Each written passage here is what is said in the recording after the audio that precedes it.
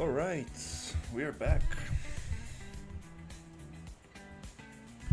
Okay, let's push this industrial environment.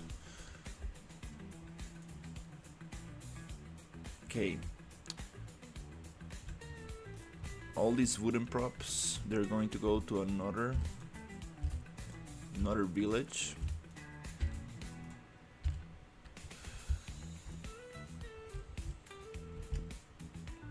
So here I'm gonna have this kind of catwalk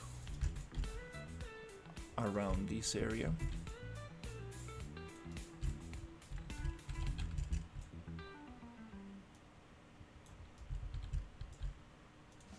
I'm gonna push this here.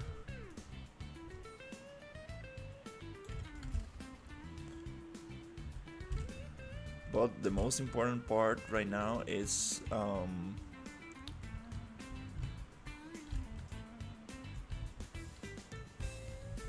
to figure out the center of this. I want a lot of pipes and like big structures here.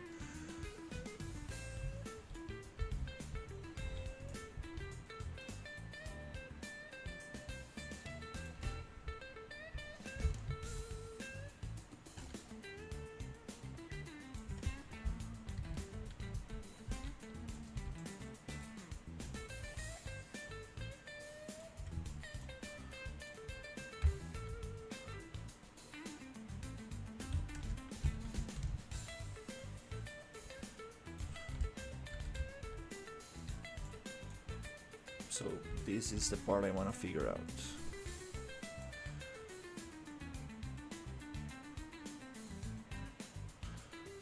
I'm gonna unlock this.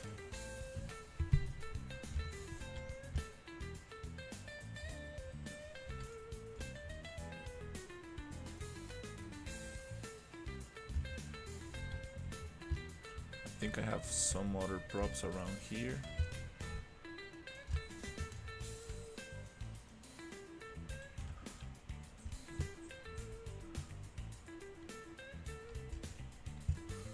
Okay, so let's see.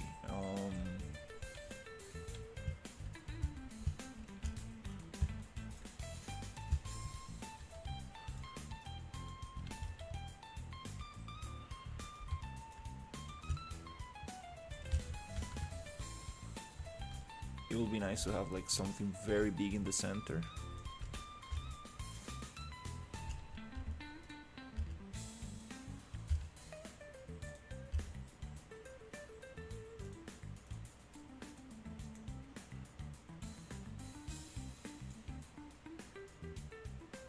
Going to make a group from this.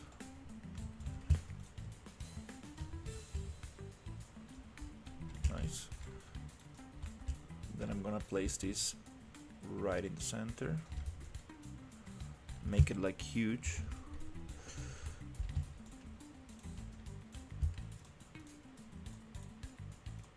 All this wood, I think I'm just gonna move right now. I want this wood. Hola, hola. I want to move this thing somewhere here.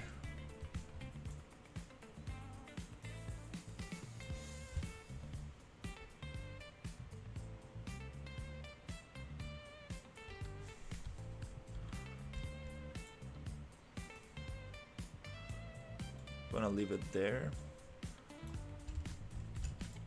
for now. I'm gonna make it a group. I'll figure out where to place it.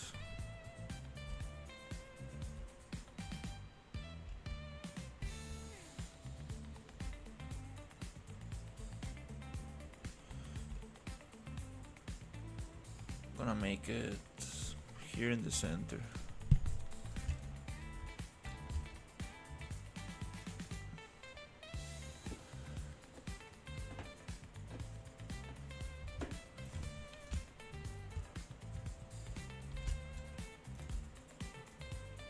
Something very big,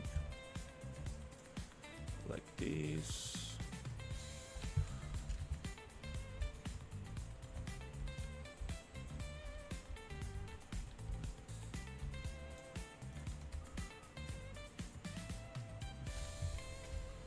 then I would like to have some kind of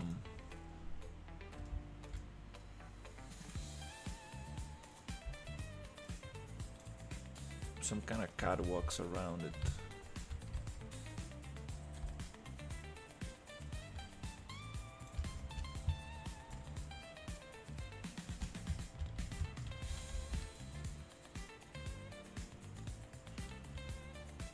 Not sure about this piece.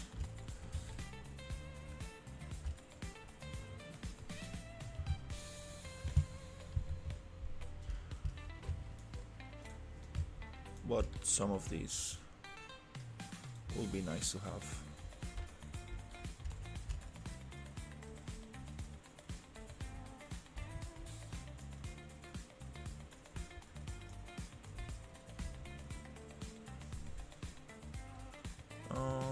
Yeah, I think I'm gonna get just straight pieces for now.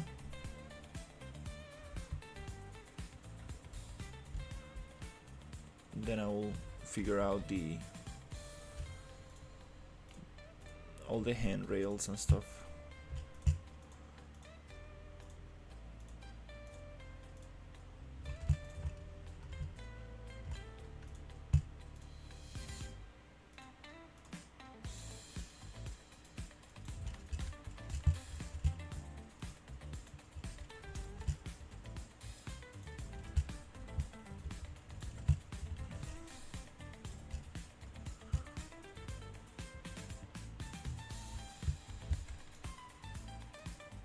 Something like this.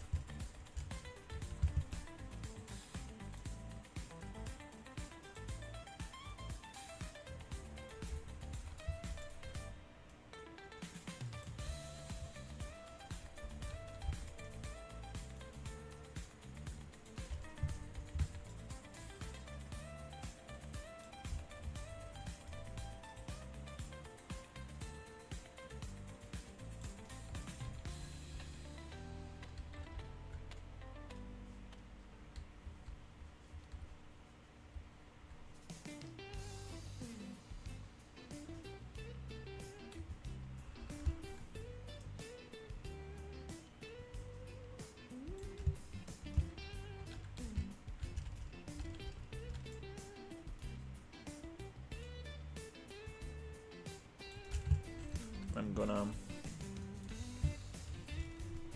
go from here.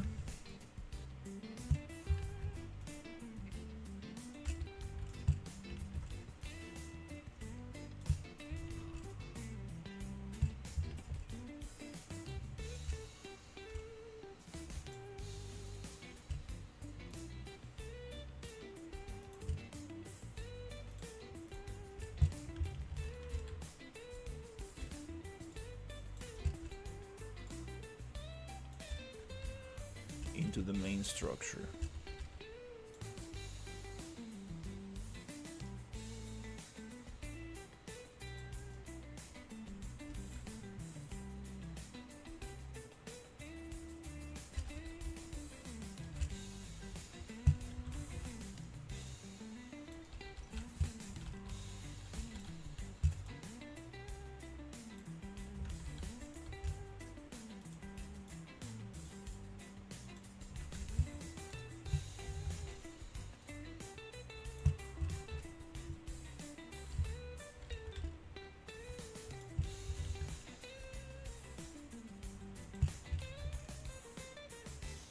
Something like this.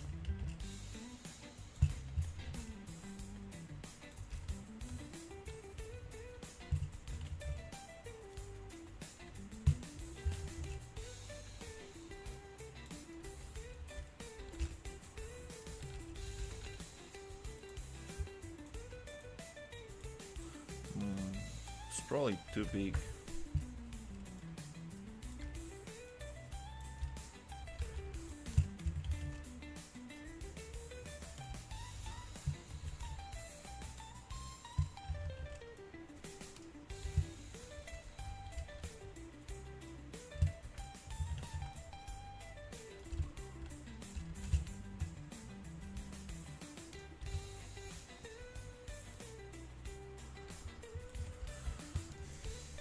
And here I want to get one of those corner pieces.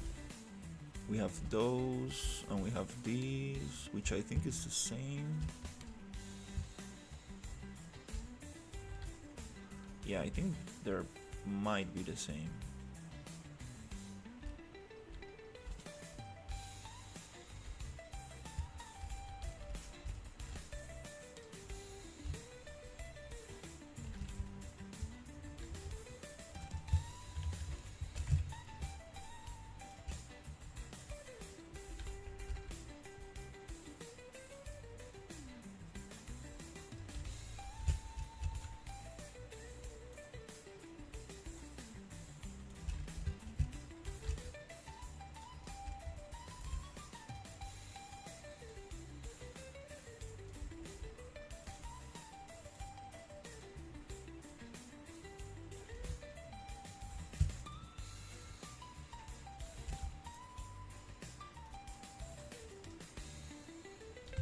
Nice.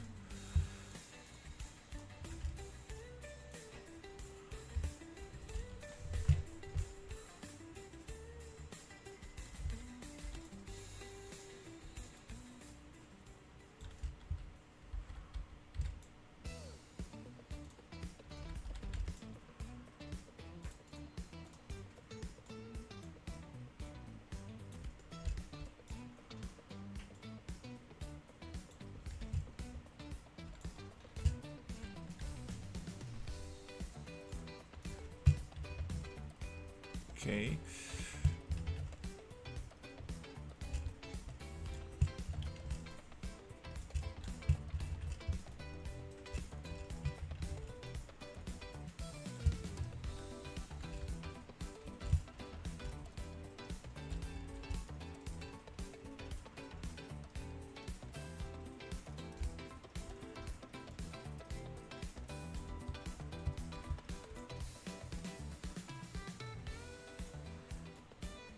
Want to see how close can I get this structure to the actual catwalk.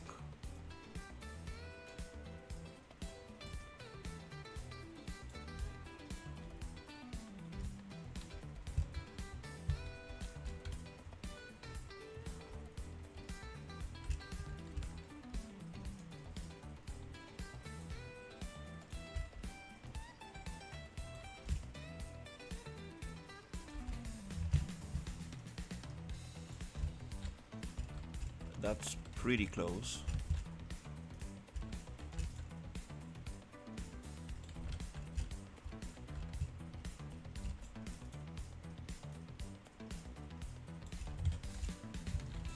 Okay.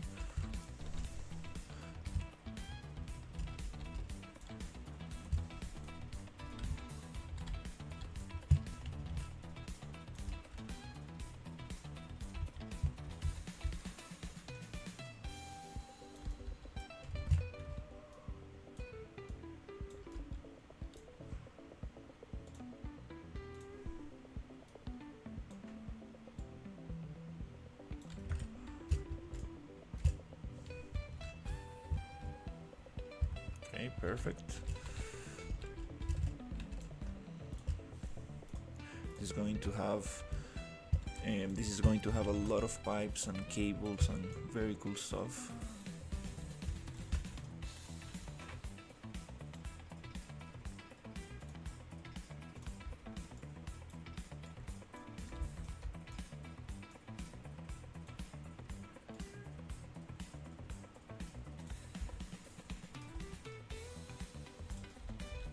Yeah, these ones I'm not sure.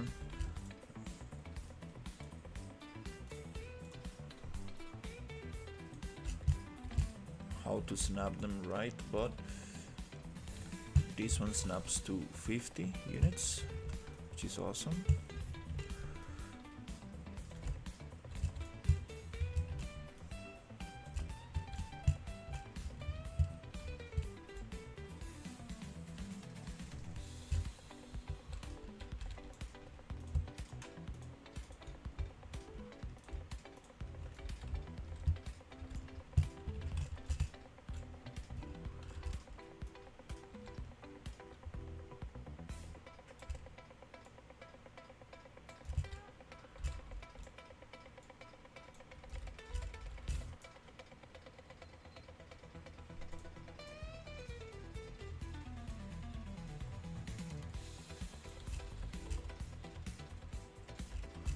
right there.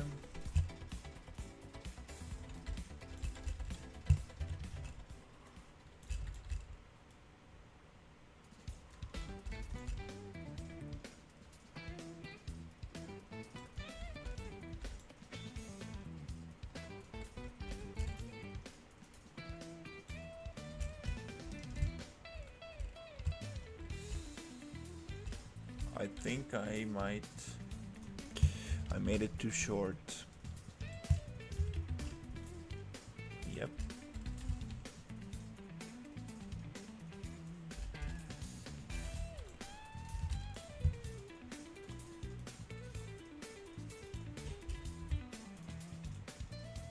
I think it goes one more like this. Uh-huh.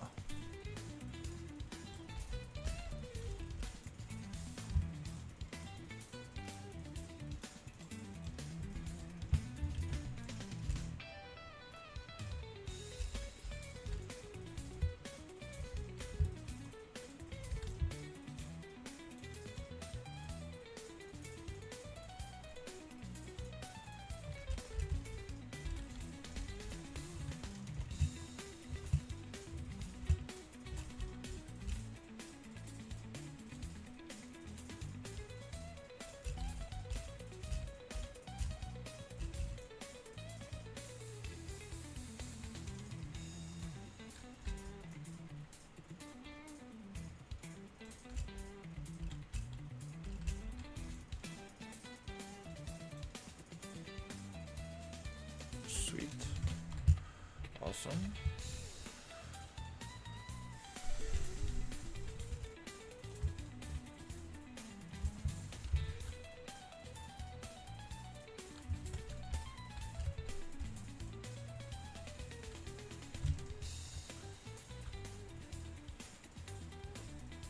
This is gonna look crazy. Wanna make it feel like Metal Gear Solid, like a bunch of catwalks everywhere, a lot of verticality.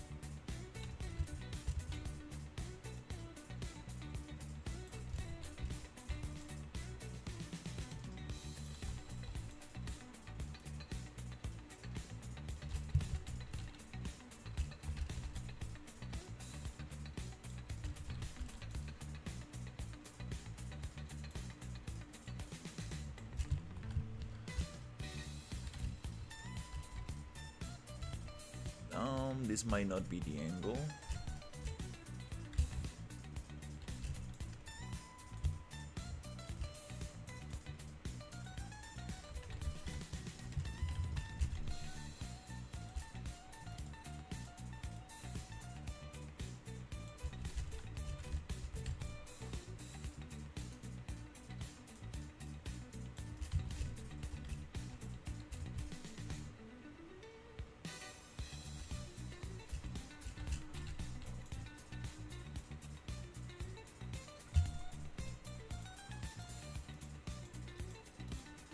In that case, I guess I need to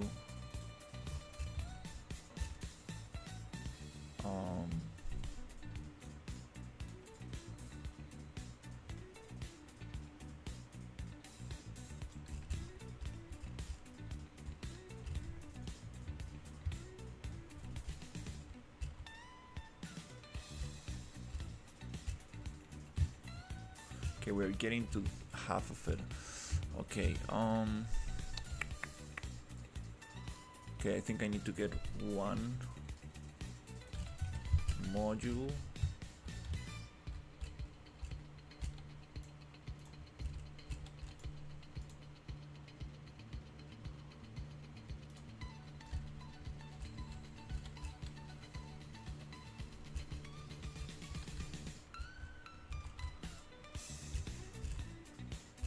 Might be this one.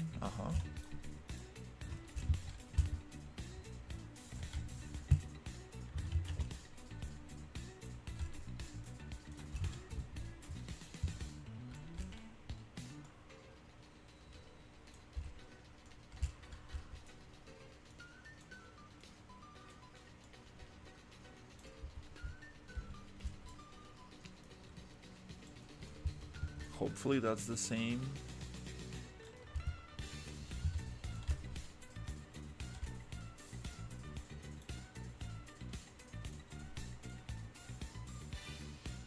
Yes. Same size.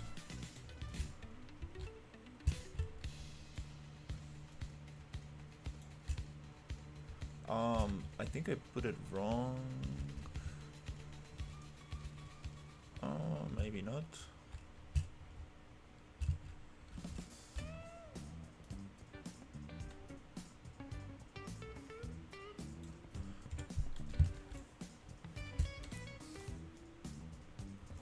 Might as well just get this material.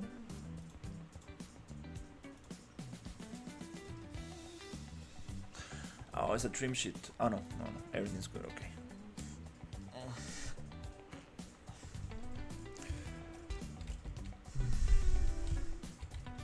Okay, so here I'm gonna get to the half.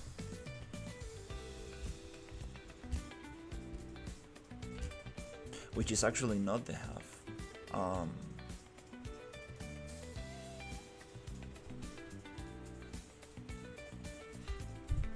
So I guess I should probably try to duplicate this and get it on the other side and see if it matches.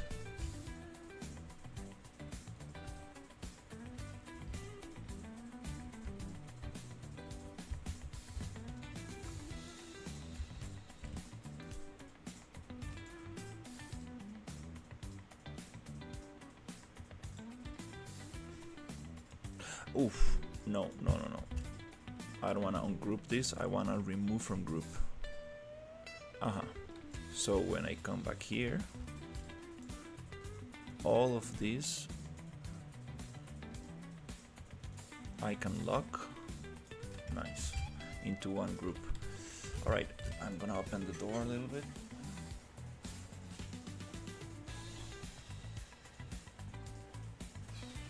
Oh, it's getting too hot. Having two computers in one room.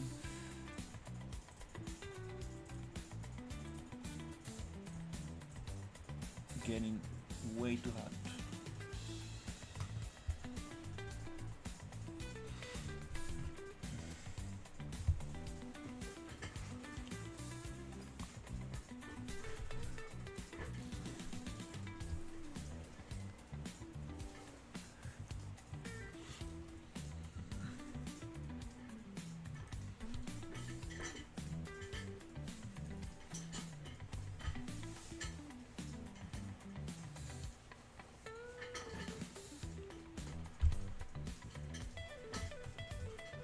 Alright, let's continue.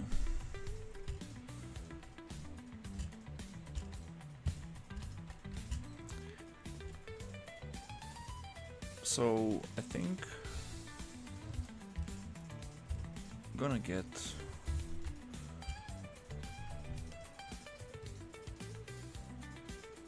this and push it a little bit.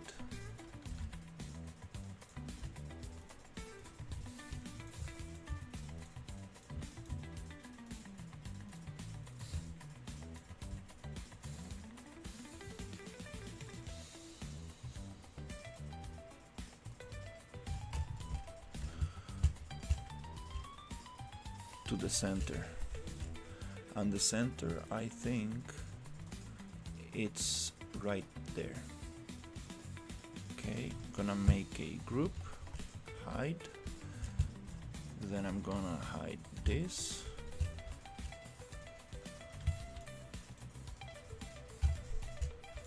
and see if we can make this a group.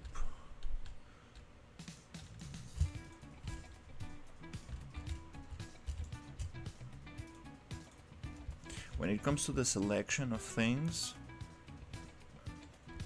if you see the other frame of your viewport selected in yellow, it means that you are selecting something outside your viewport. In this case, the ultra dynamic sphere.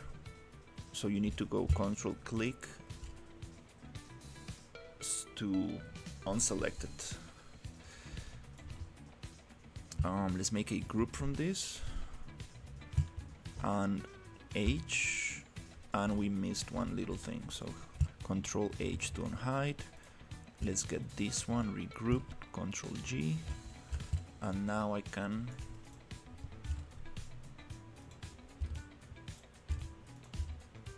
come here and duplicate this.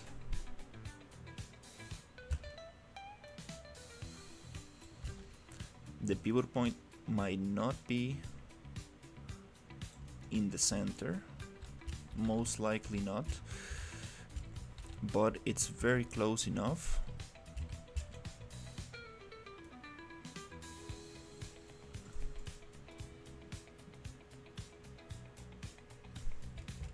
I'm gonna try to snap to 1, see if I can find the connection.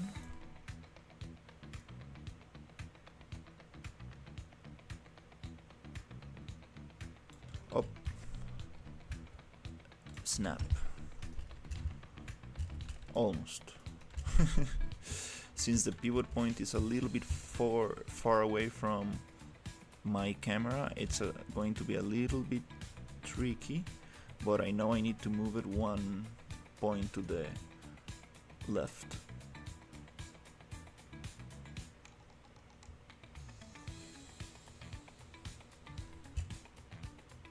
You can also hold shift to make it move a little bit slower. I'm still missing that point, so I think I could probably just make it manually. Here with the numbers. Oh, it's a group, so it does not allow me to do this because it's calculating. We don't have a pivot point for all of them.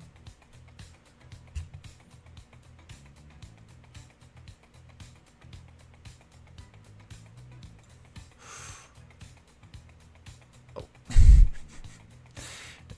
Oh my god, this is funny. Okay.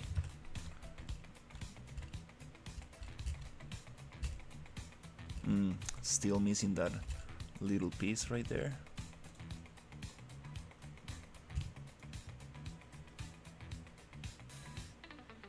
Up, I think I got it close enough. Then I can just push it to the right.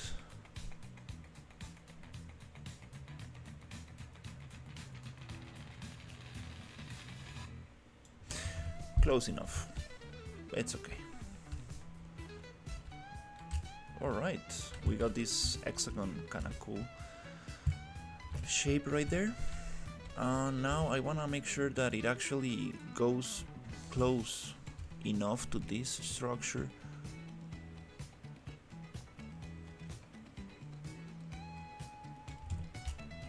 without actually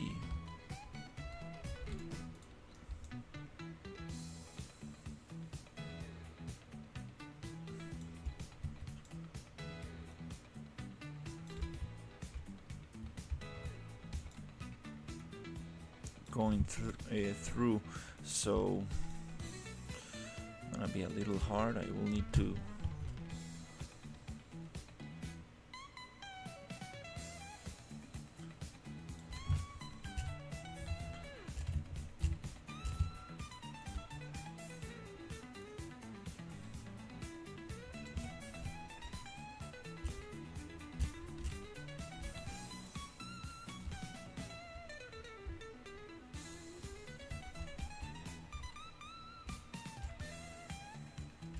The question is this actually...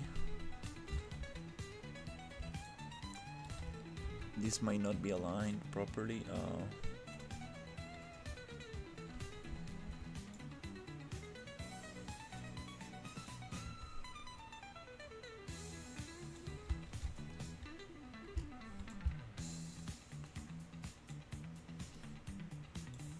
The question is, how can I find the center of this structure?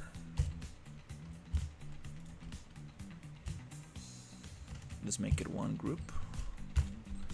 So we have a point right there. That's the center. To find that location, I think I need to...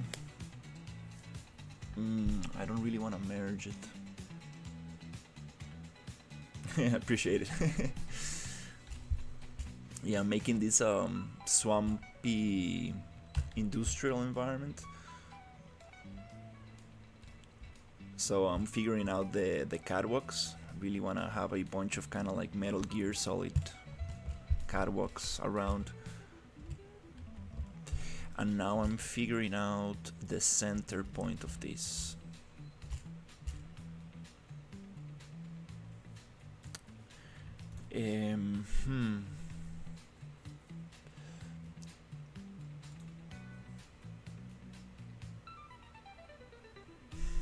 It's a group, so we have multiple locations.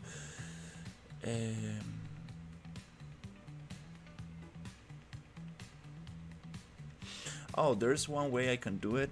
Might not be the smartest thing to do, but I think might get it. Yeah, something like that. That's what I had in mind. Sometimes in my office job I need to rig vehicles, and we need to find very specific pivot points. So what I do is kind of like create a little box which is kind of like small enough so it snaps to that point. The thing is that I need to figure out the center of this.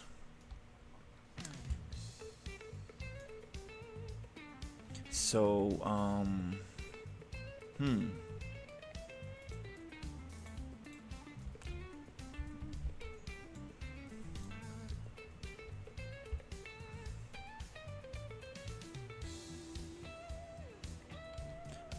well, we can do it the same way, I think.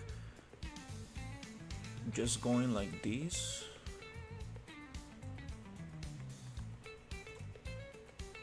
If we push this box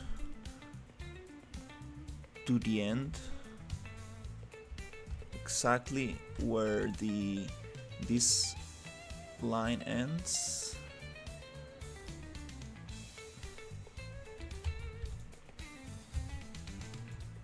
and this line ends, we should get the perfect center between them.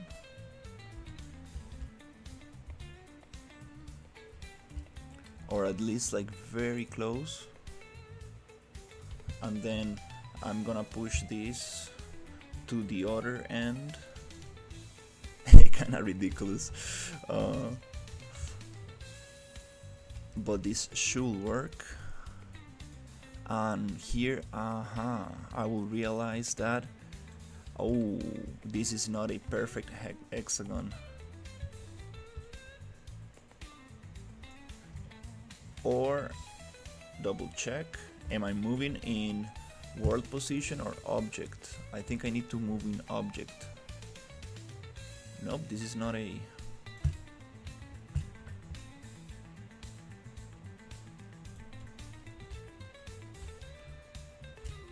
perfect hexagon. I might just merge it and mirror the thing. If I move in object, it's the same because it's, yeah. Okay, object and world is the same thing.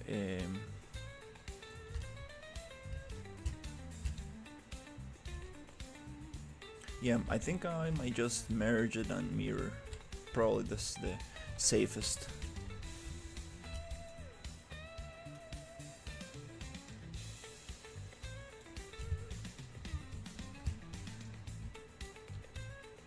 Yeah, let's do that.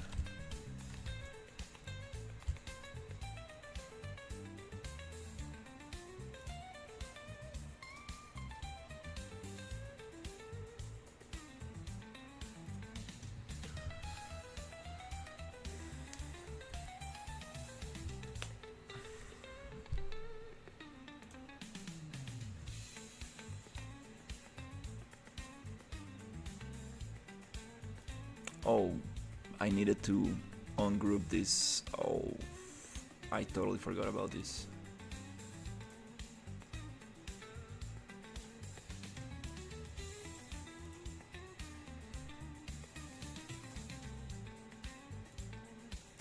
Usually it tells you there's like a check you need to check for all assets, but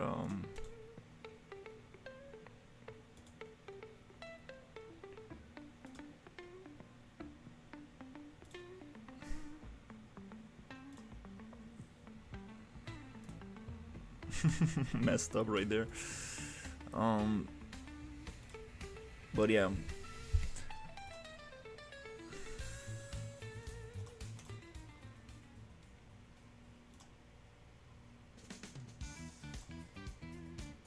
Oof, it's gonna be too many pieces.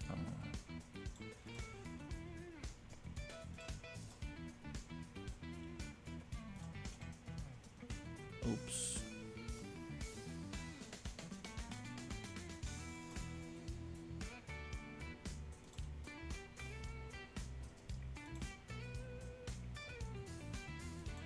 Yeah. Hmm.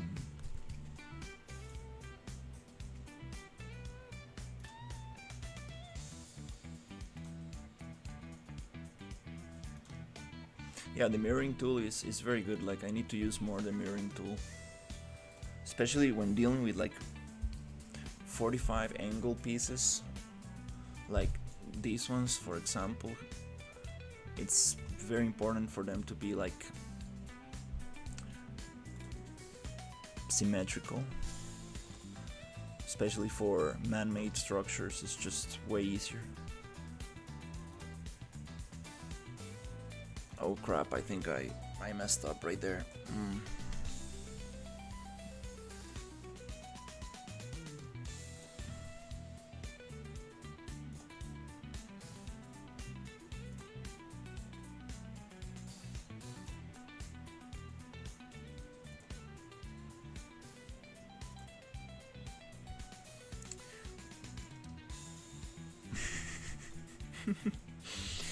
Oh my god, this is gonna take a while. Shit. We have like 100 pieces.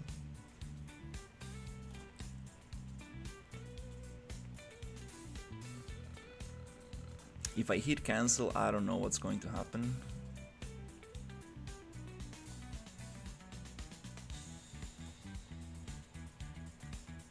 Actually, let's see what happens. Oh, still, yeah.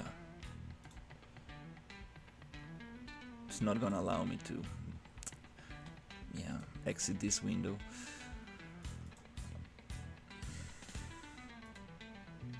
So yeah, when you have a group, you don't want to merge it. You want to put it in a folder on group, so you don't need to go through this thing.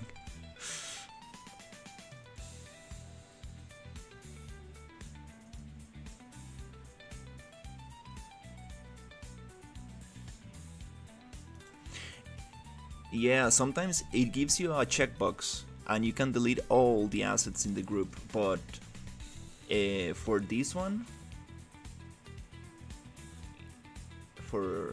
I think when you turn a group into a level instance, it gives you the checkbox. So you hit it and it deletes all the pieces in the group. But for the modeling tools, I think it's different. Or maybe I missed the checkbox, I don't know.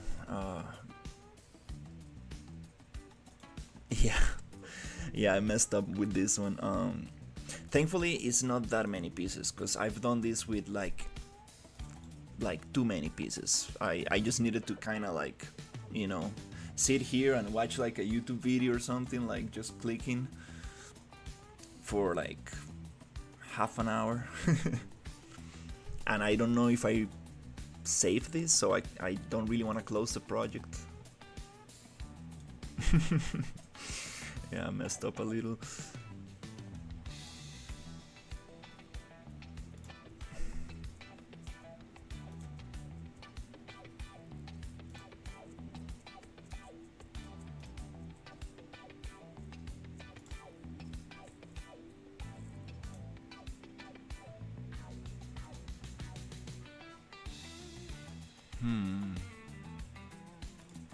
The problem with this is that I will lose also the pivot point from each individual module, and then if I need to build on top of it, it's gonna be difficult. I'm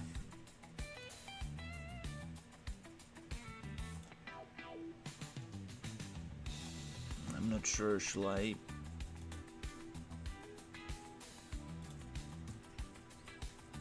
restart the project?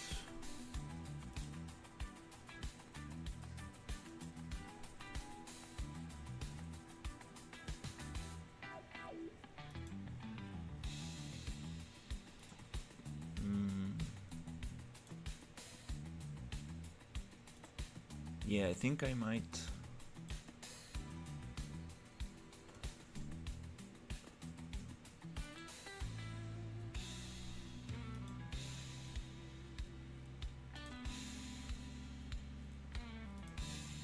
No, it's okay. Let's just go with it. Oh my god. Oh no. Oh.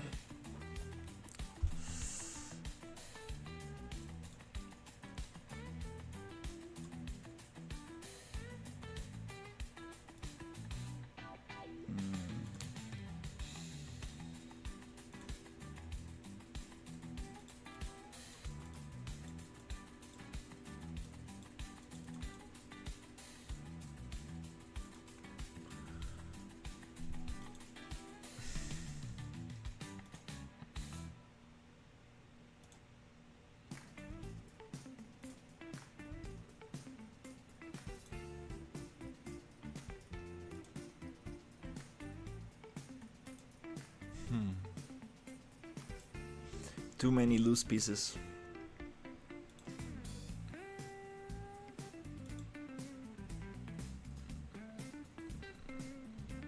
Yes. Okay. 1 hour later.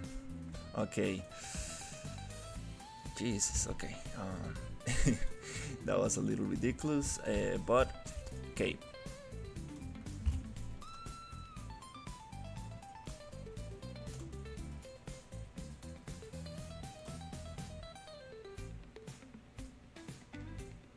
It looks pretty no, it's not symmetrical.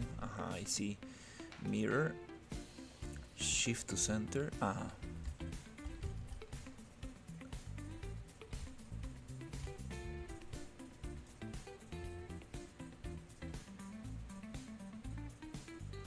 No, it's not symmetrical, I can see.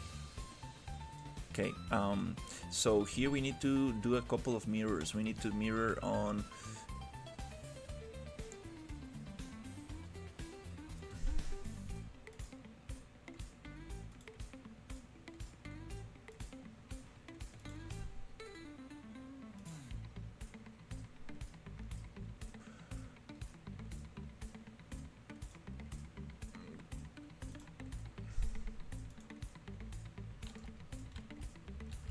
for this to be perfect.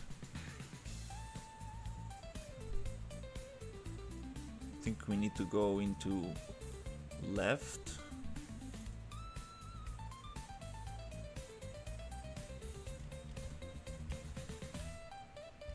Then we need to go into right. Shift to center. And I think we need to do just in case forward. shift to center.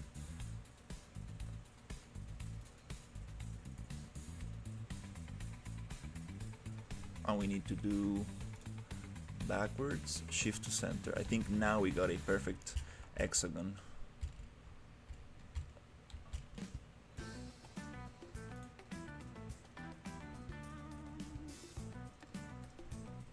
Okay, let's check.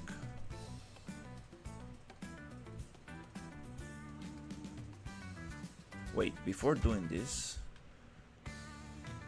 check, I need to go to Xform, edit pivot center.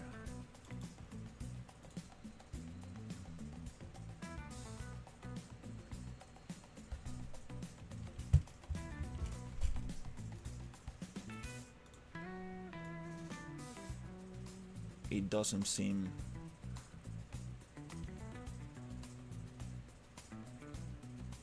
like a perfect hexagon.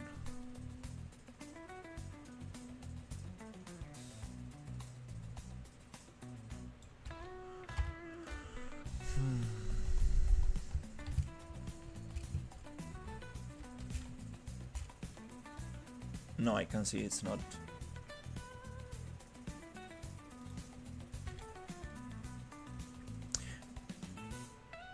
To be honest, it doesn't need to be.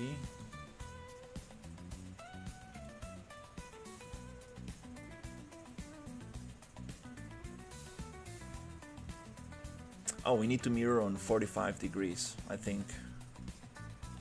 If I mirror in 45 degrees,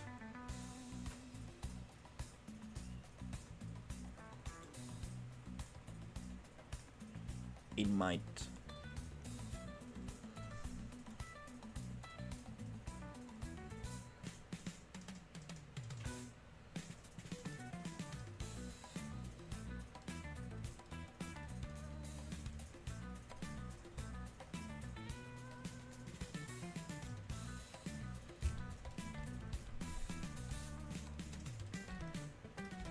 What is this piece right here?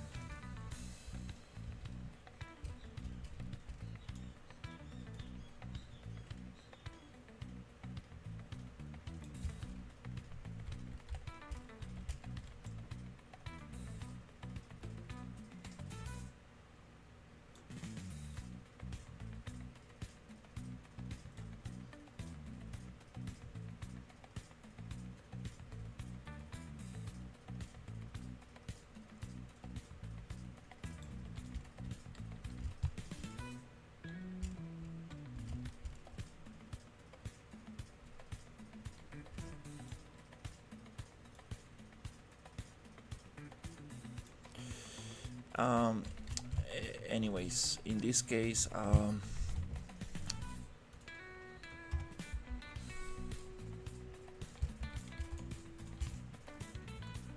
just gonna get that point,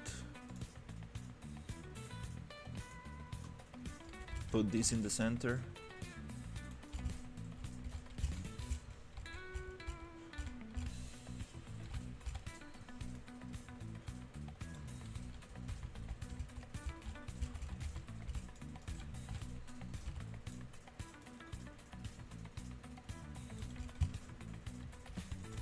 And I'm just gonna make sure that it actually doesn't touch any of these.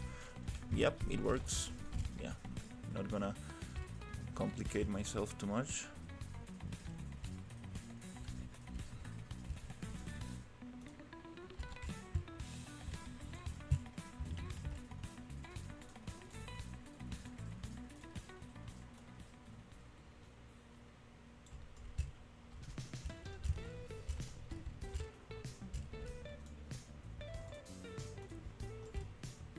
And I'm going to put it here.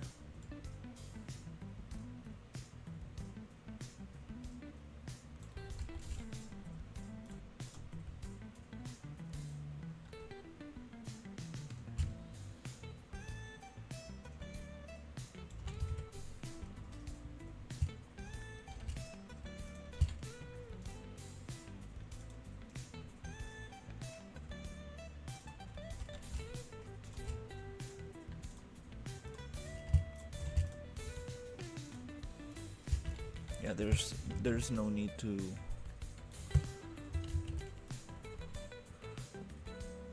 go into that rabbit hole.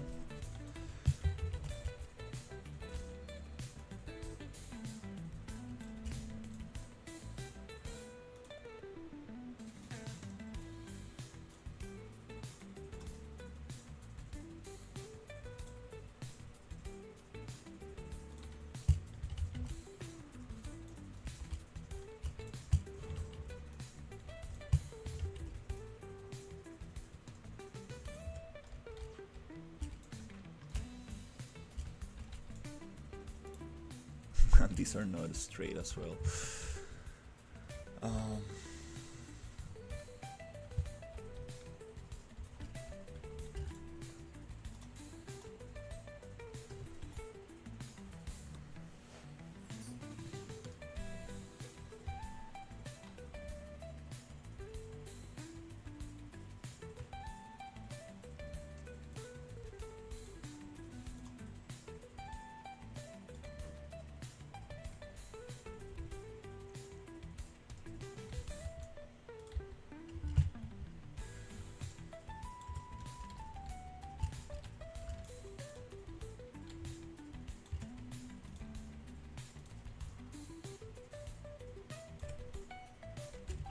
this one can go somewhere here.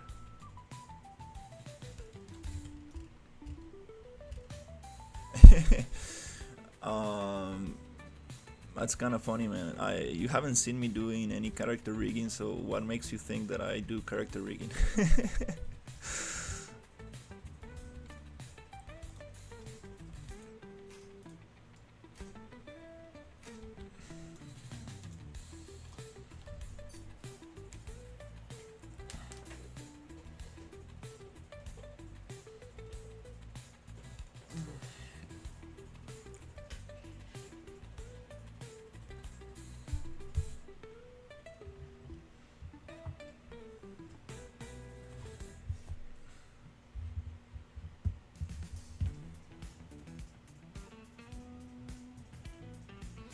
There's a lot of good tutorials out there.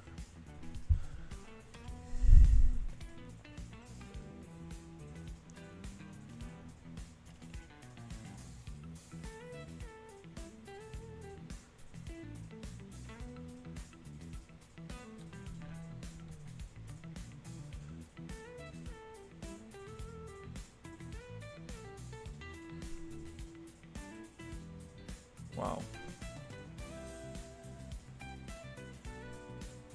Wow, it took a while to load.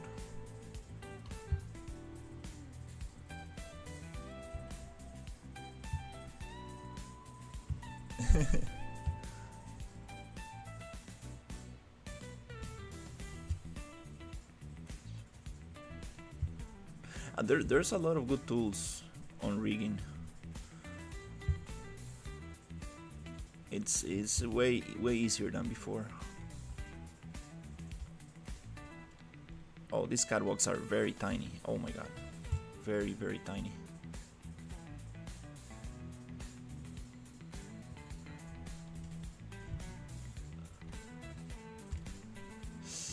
Ay. These are very tiny.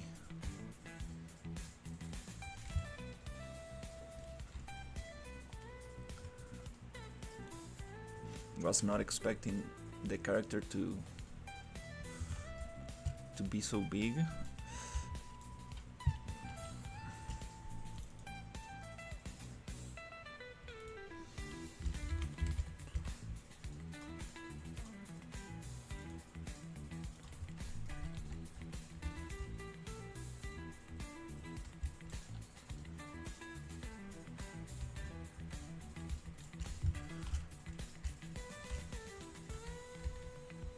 Yeah,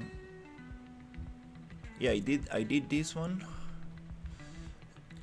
This is actually a 3D scan of a toad that I found on Sketchfab, and I made a rig in Maya, and then got a control rig in Unreal. it was very tough, to be honest. I spent like 5 days or something just dealing with this thing, and just to make an idle pose. Yeah, it was tough, to be honest.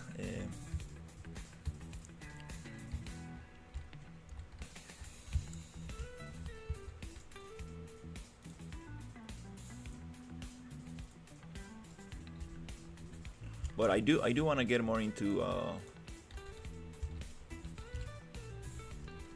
control rig stuff, because I do have a lot of characters that I would love to animate. I mean, they come with some animations already, but I kind of wanna. Hey Theo, how's it going? Yeah, I really like that toad. It's very funny.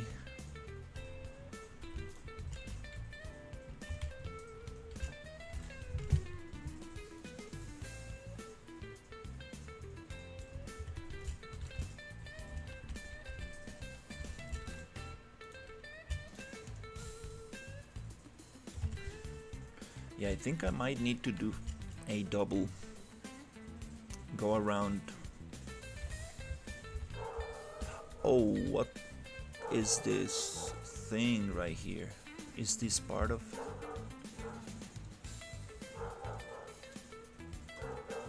Oh, nice. Oh, okay, cool.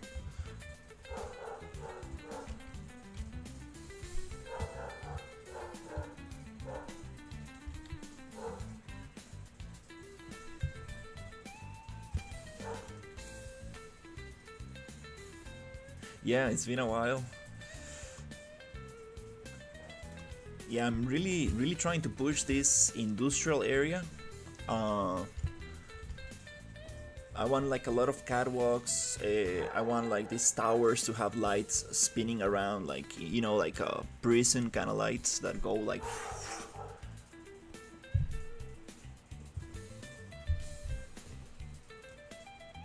My dog has been barking a lot.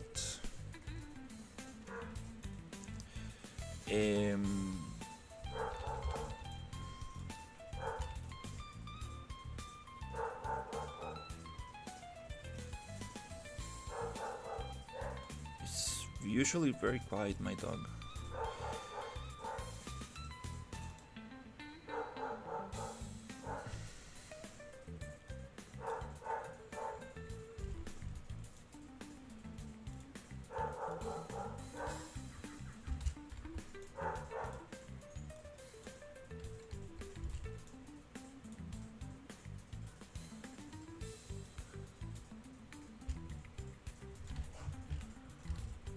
Okay, we need to adjust the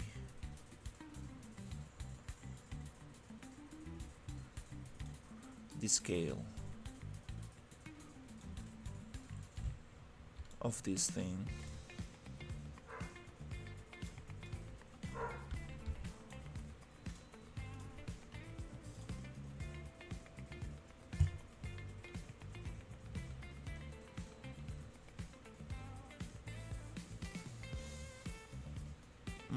I have so many materials here. What's going on?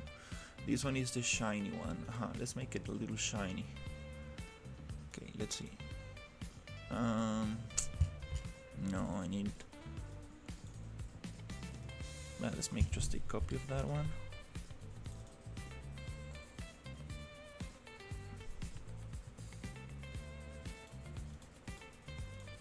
Okay.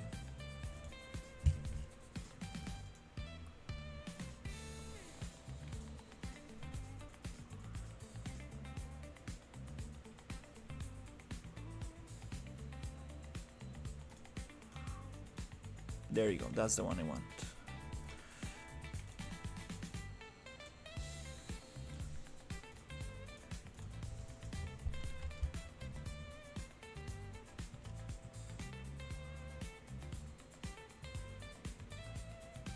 Hey Nico, how is it going?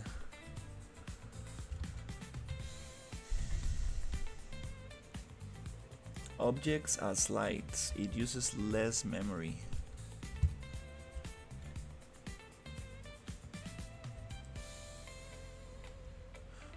Nice, I need to check that out. Yeah, there's this other tutorial on tiling that I need to check. I want to see how it works on concrete. It should work nicely on concrete. This material, it's super strange. It's supposed... Oh, what is this shadow thing? Is this nanite? Yes, it is. Okay. Some buggy shadows.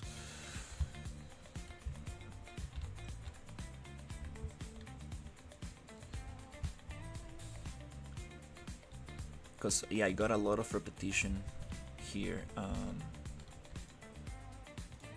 which I don't want.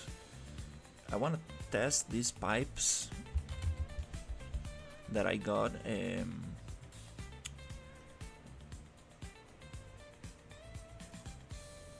Wow, too many assets. Too many assets here. I think I'm not gonna add more assets. I have too much. It's becoming too much. I cannot even remember.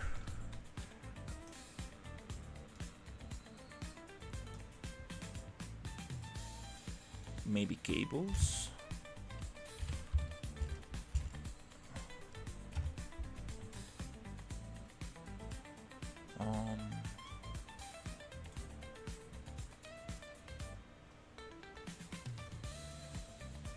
Okay, I think this is part of the pack.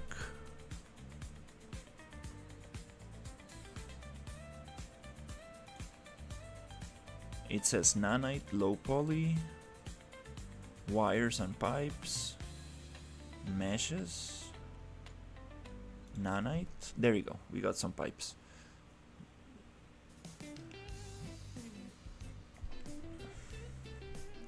Let's see how big can I make these pipes.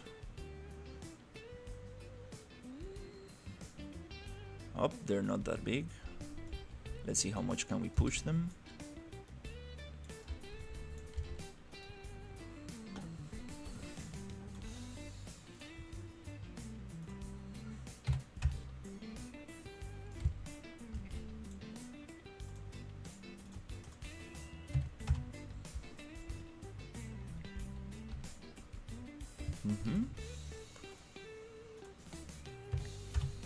Yep, something like that.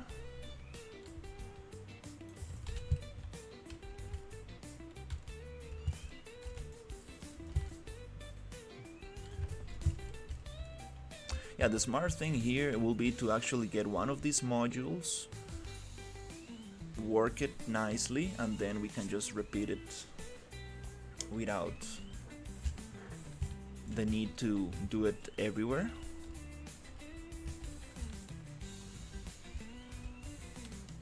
But it will be very cool to have something like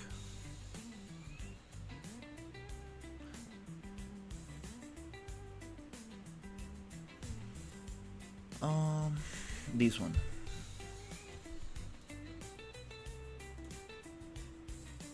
Copy all properties, paste all properties.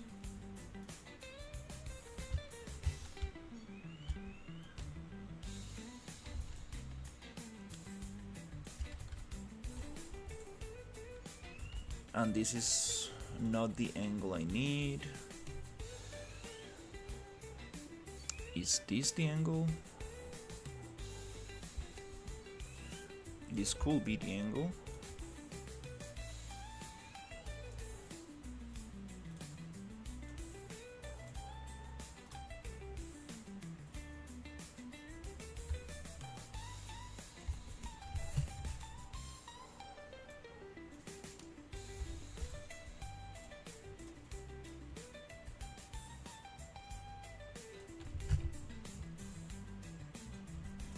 Almost. I mean, it could work if I go like this. Yeah, that's the angle. Nice.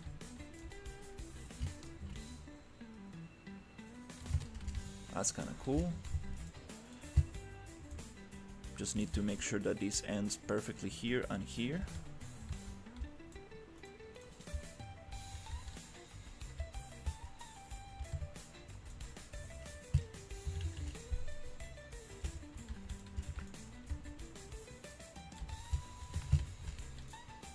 Now I can just copy this location and paste it and it should snap.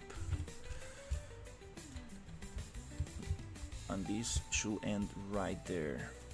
Do we have something like that?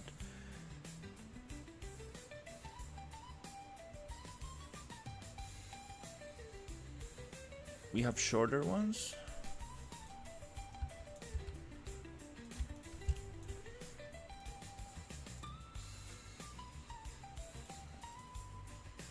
Can't wait to work on these sewers. The sewers are going to be super cool. Okay, this one, it's almost there.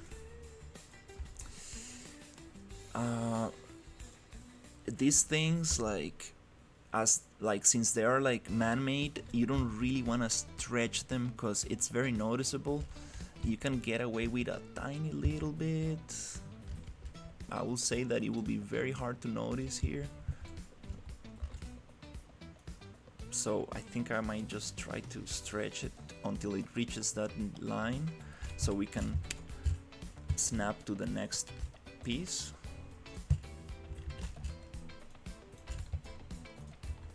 Usually you don't really want to stretch things because it messes the texture and proportion and everything, but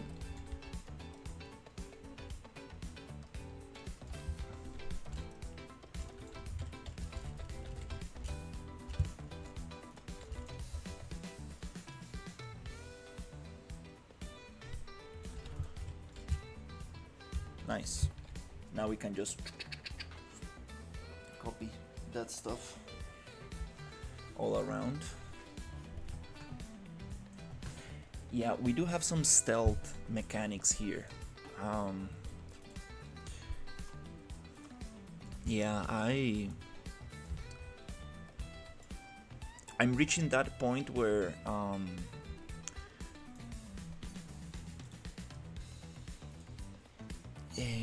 where I need to see some progress, because I've been stuck in the lab making the map for too long, which I do enjoy a lot, but I'm trying to make something like interactable.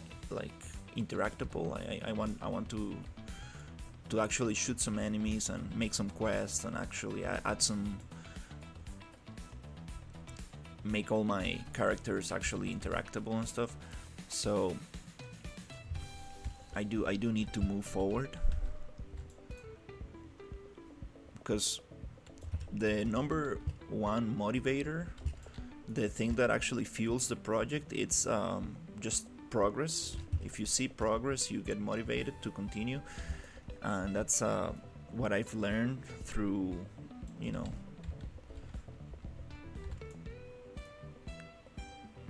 my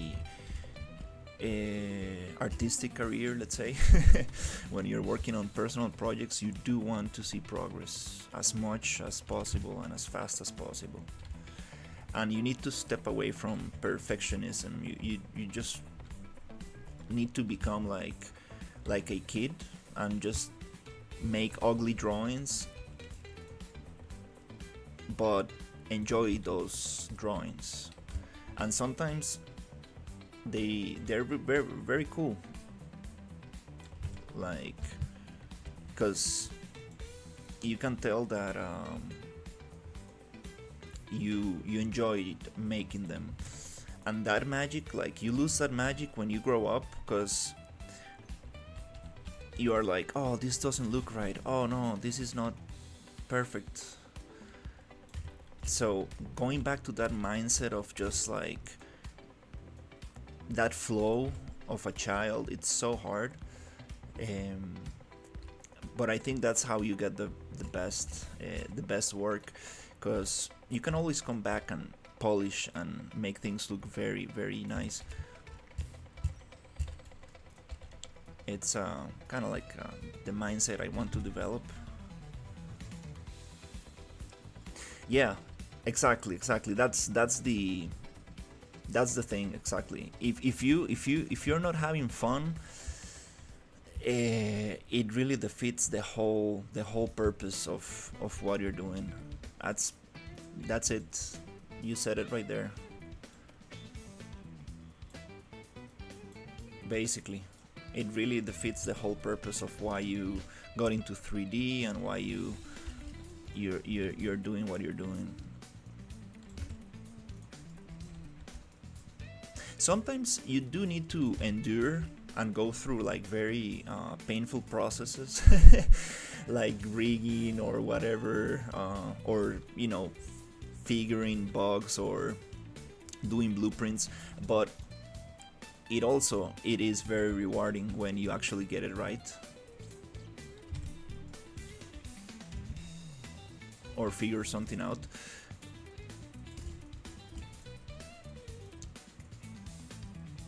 But yeah, you definitely need to have that balance between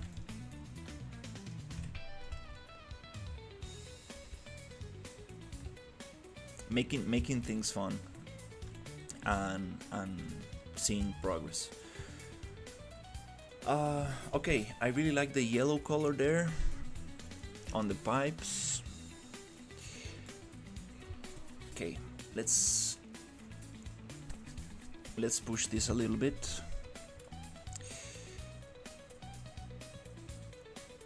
Okay, let's push this a little bit.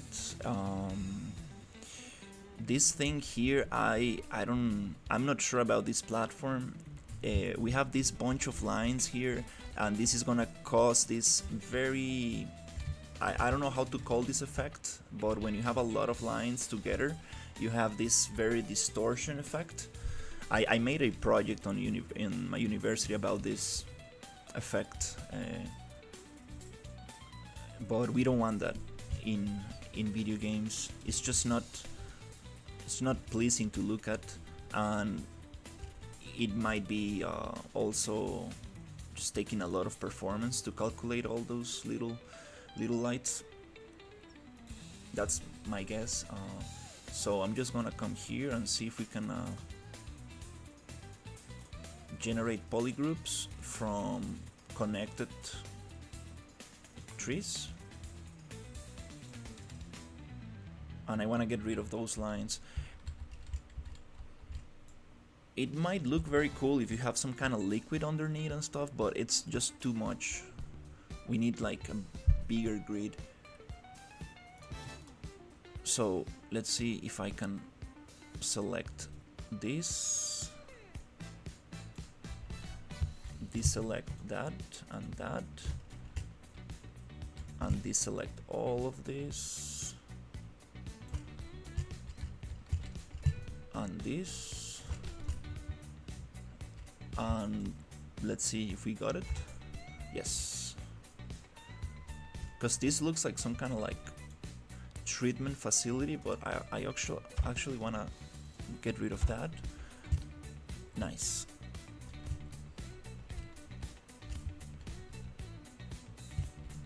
It does look like a water draining facility or something. Let's see, how is this called? Industrial decanting platform. Some kind of filter stuff. Filtering thing.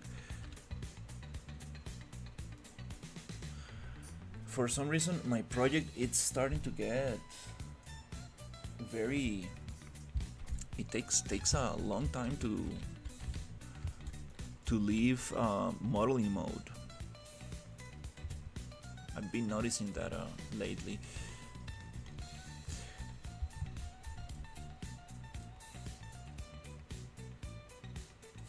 Not sure why that is.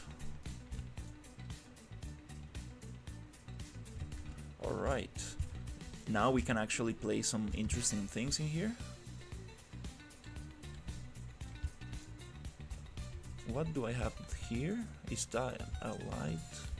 Yeah, this is some kind of light that we had before.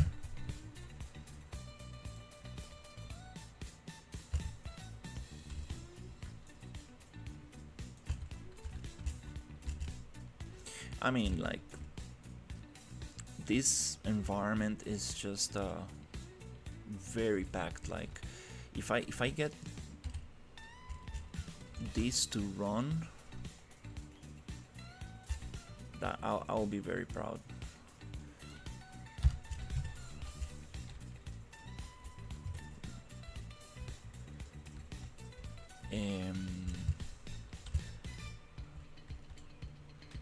Okay, so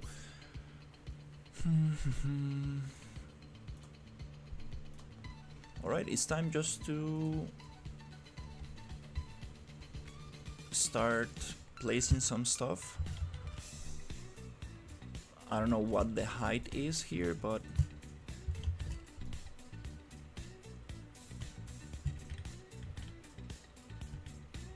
actually, yeah, before doing this, it's actually good to see what kind of stairs we have. So this is going to be the height.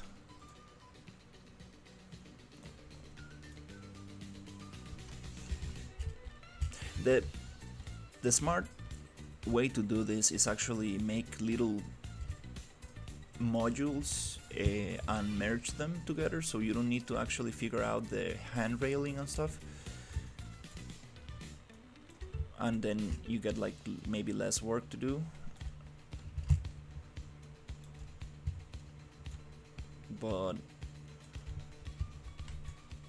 kind of want to just see if it works.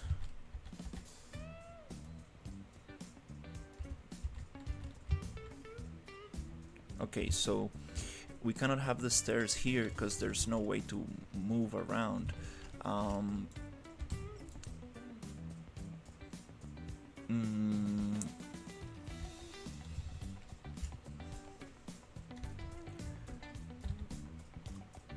Okay, I need to actually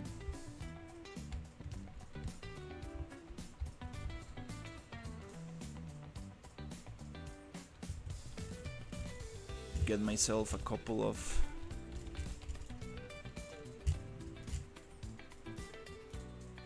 the cool thing about catwalks is that it really gives scale to the environment, because stairs are the probably #1 indicator of scale. You know how big the steps need to be, right? Like they cannot change too much, so you kind of like, you know how big a structure is just because of the stairs. Doors and windows, they can change, but stairs usually are always the same height. So that's a great indicator for scale.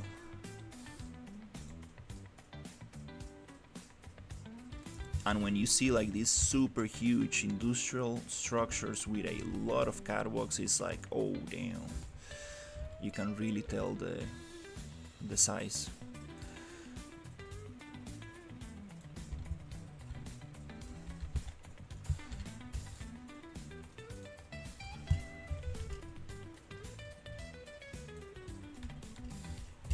Yeah, I want to make it double all around, and I probably should have done this before duplicating the thing.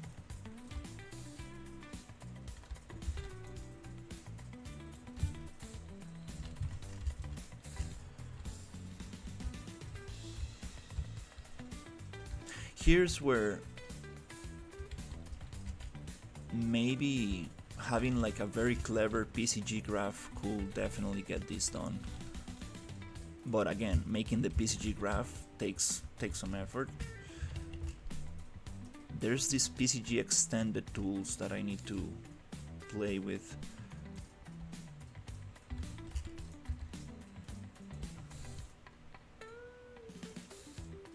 I would like to have some like procedural caves that that you can go into and they're always different. Or maybe Sci Fi sci-fi corridors. Maybe like there's a big ship that just crashed into the planet, and then you go inside, and it's just like this labyrinth of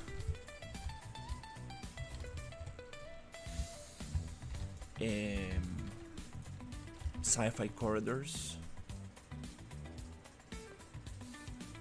Basically, your typical kind of like dungeon generator, but sci-fi, which is the same thing, just squared corridors. We don't want to stretch that much. We probably just want to copy this and then make it smaller. That's gonna be less noticeable.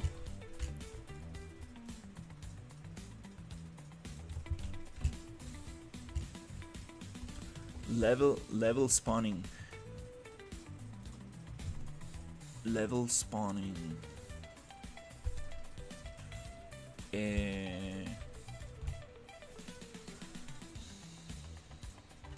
Do you mean one of those blueprints that are always different?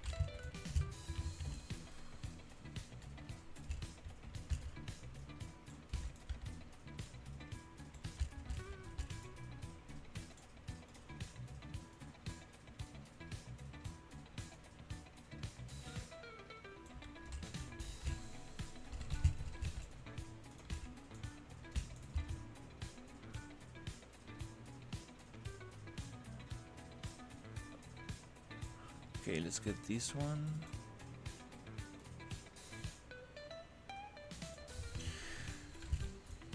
Yeah, I've been really thinking about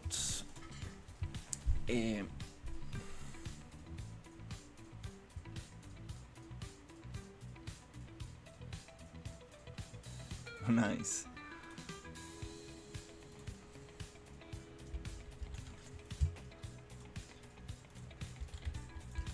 Yeah, I think that's very cool.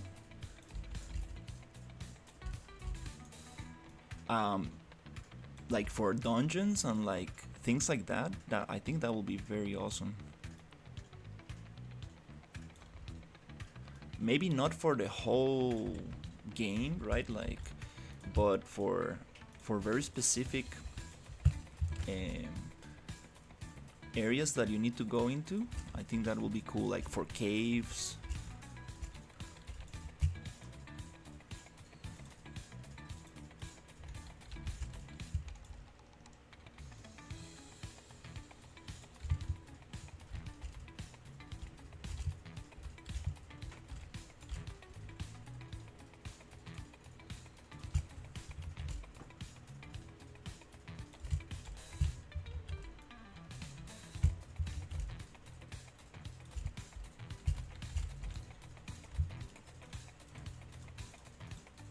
Yeah, there's this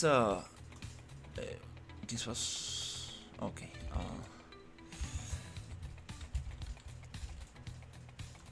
There's this new RPG engine. I'm using the RPG engine template, and there's this new update that allows you to swim and stuff. Really wanna make some cool underwater stuff. I think you cannot fight underwater.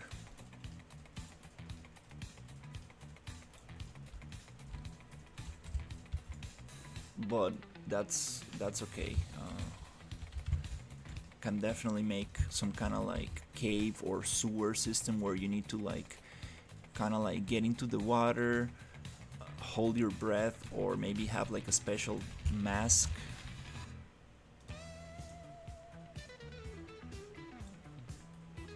And then you need to run away from these water creatures.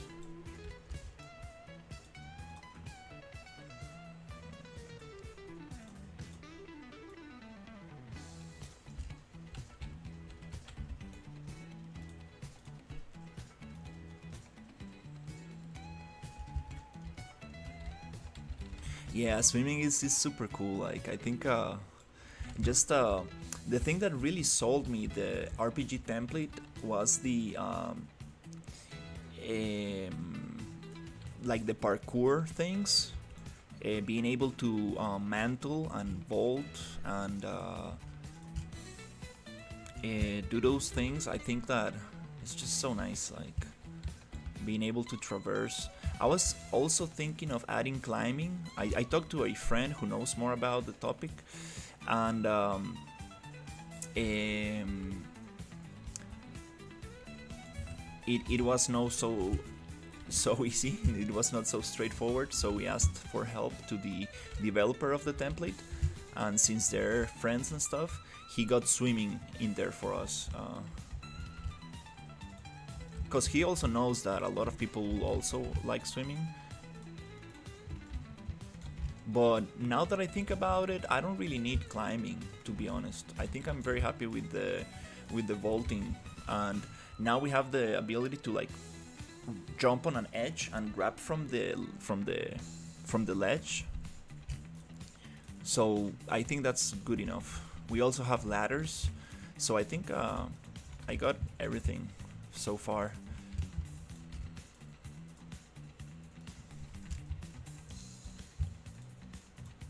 The only it's not an issue, but the only thing that concerns me a little bit is the fact that the template is very fresh, so it's getting a lot of updates, which is great, but at the same time it's like since I don't really want to get into the gameplay, because I know I will need to be updating things. For example, now I'm using like a very old version of the template, and there's been like a lot of updates, like a lot. So, and every time I check the Discord, there's like a new fix or something else that I need to kind of like implement. He also releases the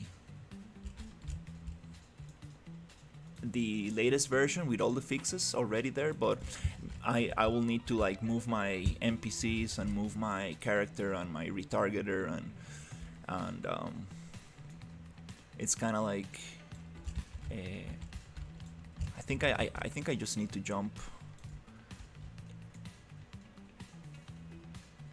in there and just update.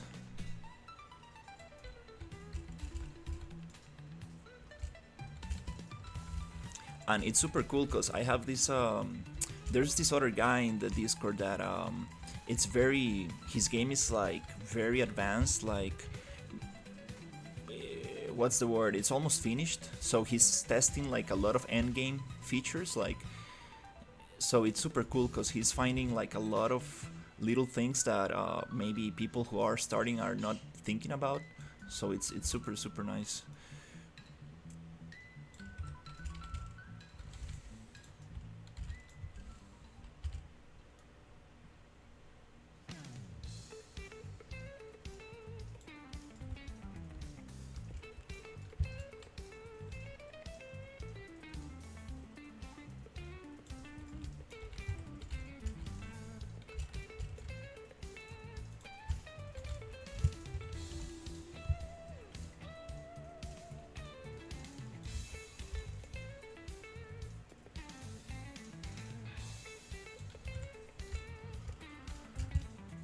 All right, almost there.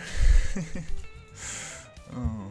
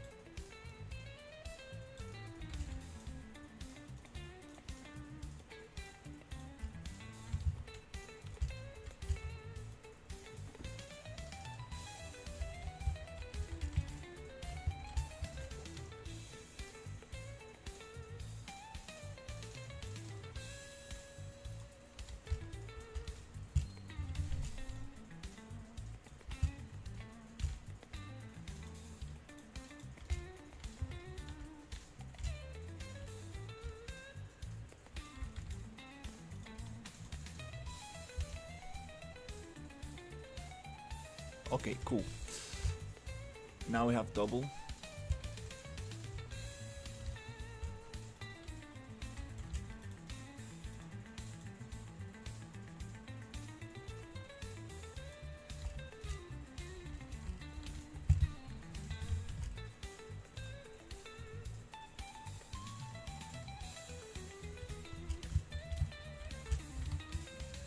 And I think I can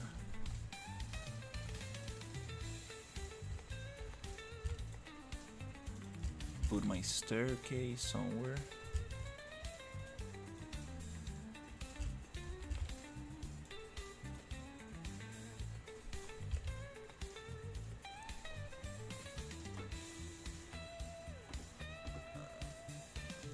Like this.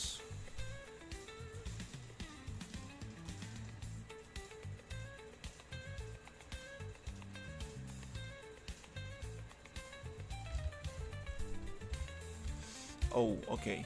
It does not go like that. Okay.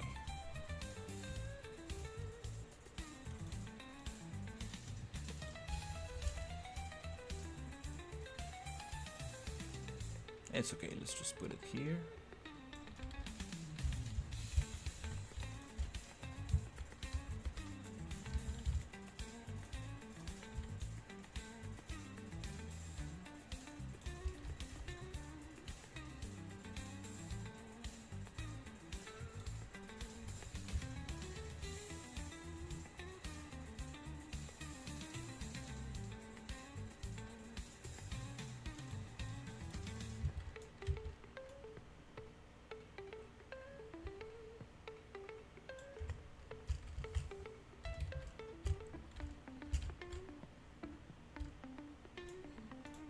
And I think I'm gonna make a double.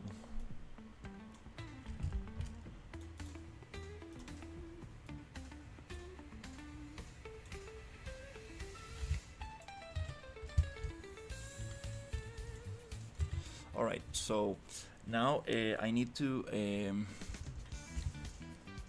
somehow select all of this.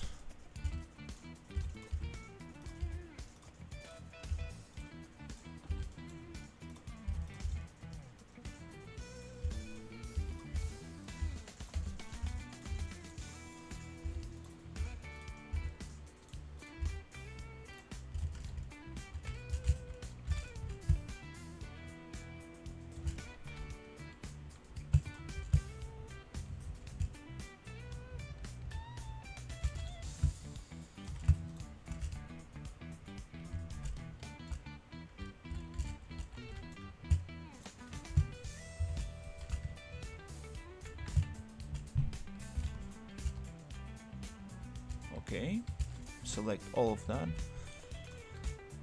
and I need to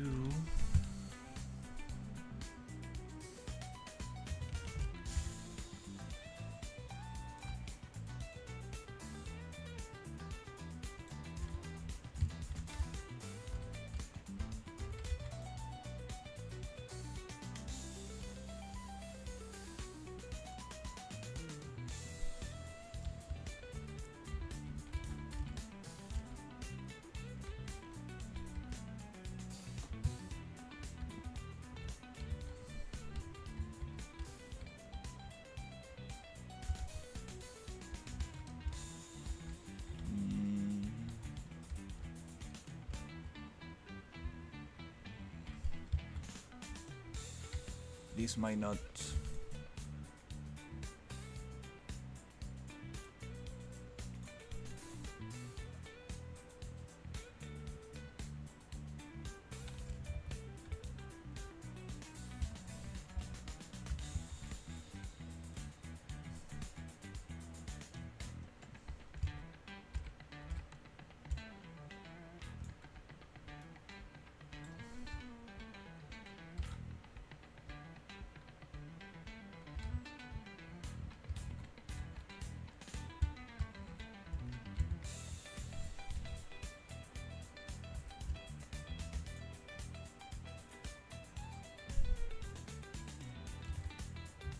Might not fit in there.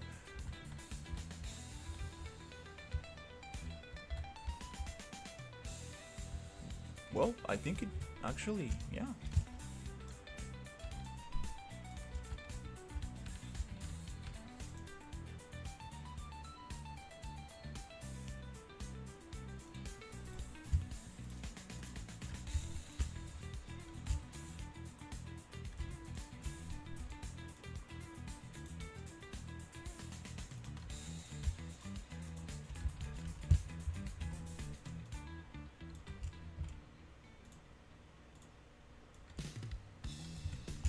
Nice. Okay, we got that.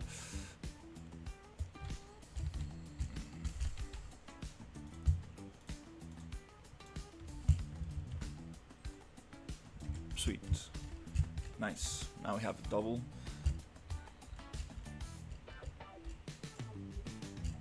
Okay, looking pretty cool. Okay, now I need to make this one group.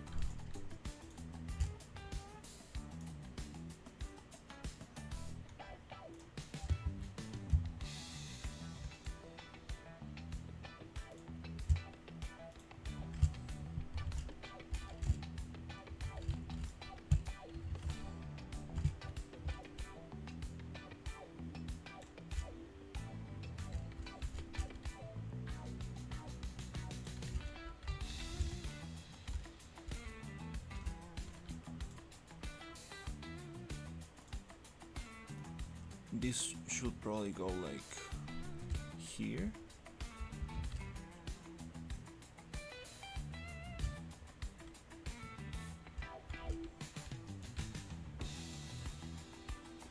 And we need more space for this to, for the character to be able to actually get in there.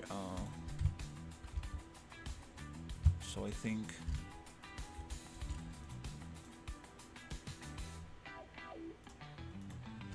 these two.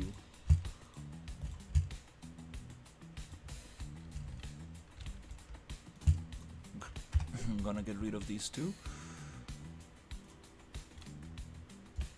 Nice, I think that's enough space for the character to go in there. 1 and 2.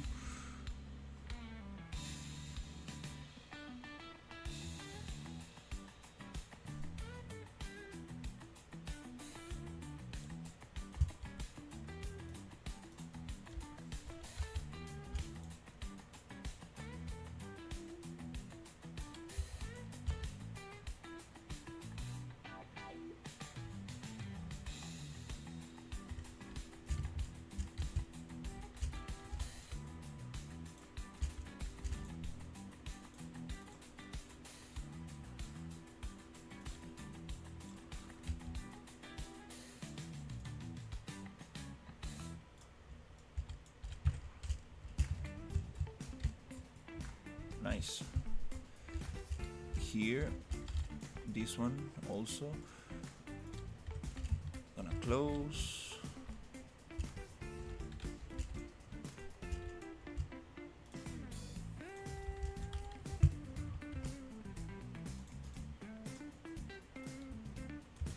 Cool. And I think we have another gap right there. So it's this and this.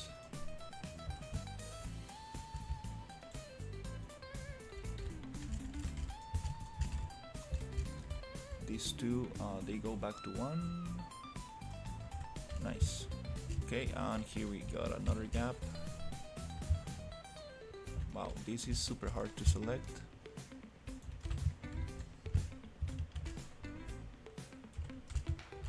And we have some stuff a little bit higher. Oops. Okay.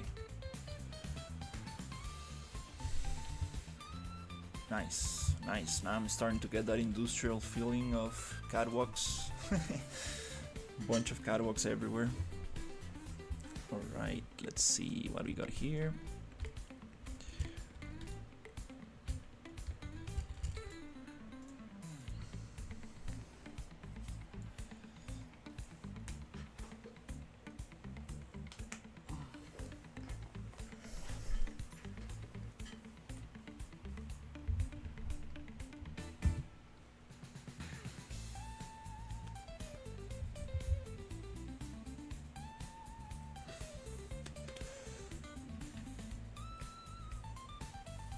Yeah, I was playing Forever Winter, and I really liked the idea of having a lot of small maps that you can travel to. For optimization purposes, I think it's a very smart thing to do. Because I mean, the idea of an open world is also very cool, just like being able to walk everywhere. But the problem is like making that open world actually detailed enough and like dense enough. It's a lot of work, and it requires even a lot more optimization. Okay, now now it's a nice size for this. She's super tall, like she's like 2 meters 20 or something, taller than the UE mannequin. Oh, barely. She can barely make it. Oh, almost there. Yeah. I think I might, yeah, make it a little taller. 'Cause I don't think I'm gonna have characters bigger than. Well, maybe. I wanna use this Crunch character from Paragon, which is like this huge robot. So that's another thing.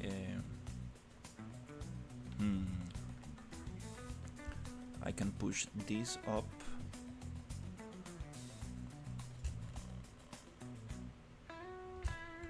One more. And I don't think it's gonna go through here. I mean, anyways, the character sphere is one thing, and the actual mesh is another one. So I think if she goes through, all the other characters should be able to go through. Alright, let's just push this. Okay, is this part of... Let's make it cloudy a little bit to start getting into the swampy mood. Is this part of the other group? If I go group lock... Oh, perfect, this is its own. So, let's select here and go up again. There you go. Nice. The cool thing about this, if I had like perfect hexagons, I should be able to go 45 and match here. So it goes in a spiral staircase. But I don't have that. So I might just keep it like this.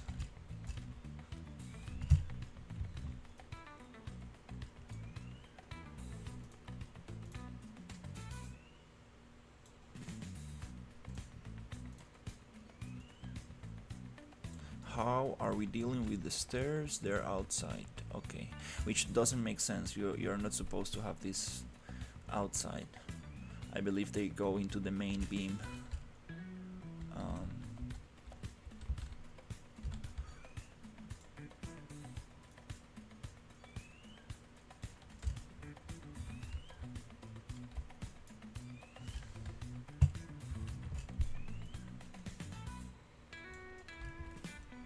Then the supporting beams to hold this structure also need to make sense.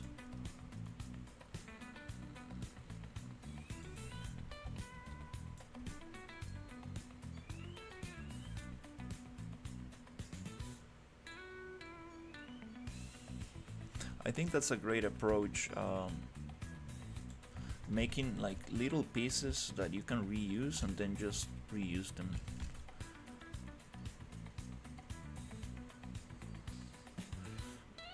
I mean, making games it's super hard. Making games alone, it's also super hard. But if you really think about it, like,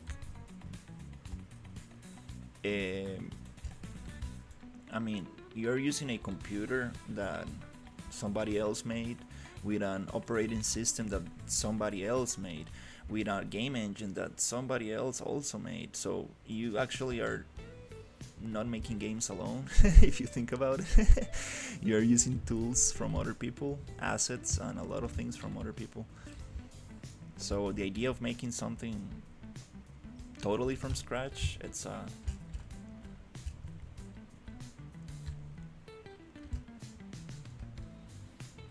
Um,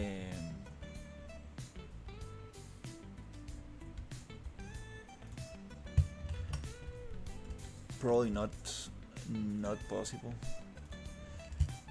But yeah, making games is hard for sure. Absolutely. I think what makes making games so hard, it's the fact that uh, keeping a small scope, like, that's the hardest thing, I believe. You want to add everything and you want to do everything, and that's what really kills most projects, because it's tough. It's tough to define a scope and stay within that scope. Make something very tiny and simple. It's super hard. You want to always like make it bigger and add more things, and then it becomes very overwhelming and people just quit, you know. I think that's the hardest thing to really know what you want to make. That's probably the hardest thing. Yeah. Yeah, those are hard questions to answer, to be honest.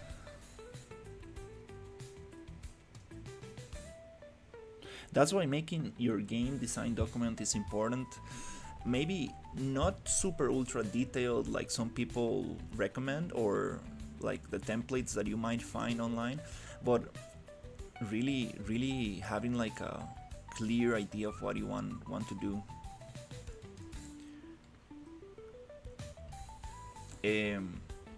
Also, I think like working with a template. Yeah, you could say I'm an environment artist. I'm a 3D generalist. I went to university to learn 3D animation, and so I know modeling, texturing, a little bit of the whole pipeline. But I got into environments a while ago, and I always made like very pretty pictures, like you know, setting up a camera and making like something look nice. But now I want to make something like interactable, something that I can like move around and do things. And I want to see how much can I push the engine to make like a big environment.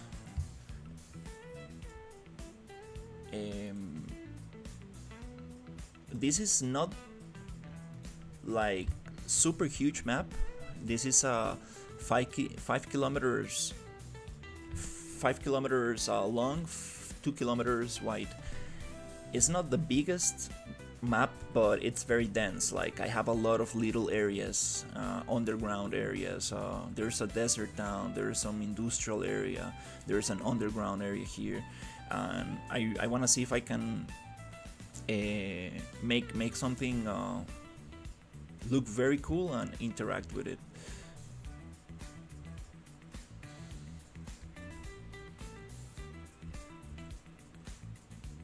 Control rig use. Do you mean if I have used Control Rig? People are asking a lot about Control Rig lately. I made this little frog, toad character, from a 3D scan I found, and I basically posted, got it from 4 legs to 2 legs, using the Blender Pose sculpt tool. And then I put this I sent this to Maya, and I made a little rig, and I got a super, okay, well, that's a little,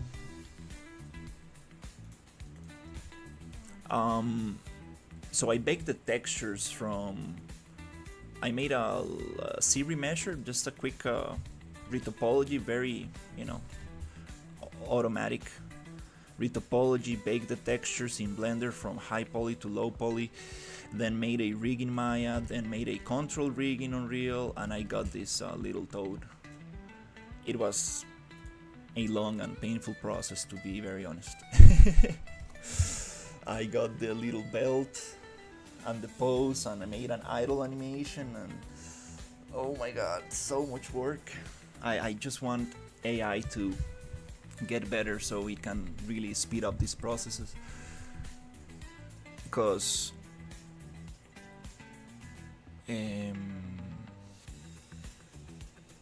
it's kind of interesting. Like, you still need to have some knowledge of what looks good, how things work.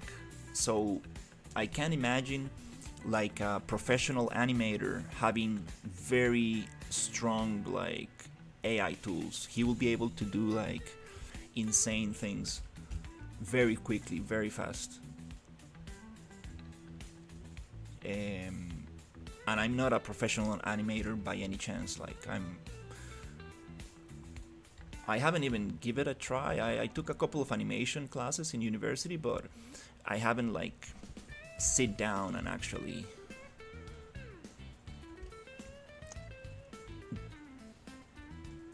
got something like, I haven't put enough effort into it. For example, the feet, they can never slide. This is a very big no-no in animation. You don't want the feet to slide. And I was trying to give it like a little movement, but I messed up right there. Also, the rig is not the greatest, and there's some stuff.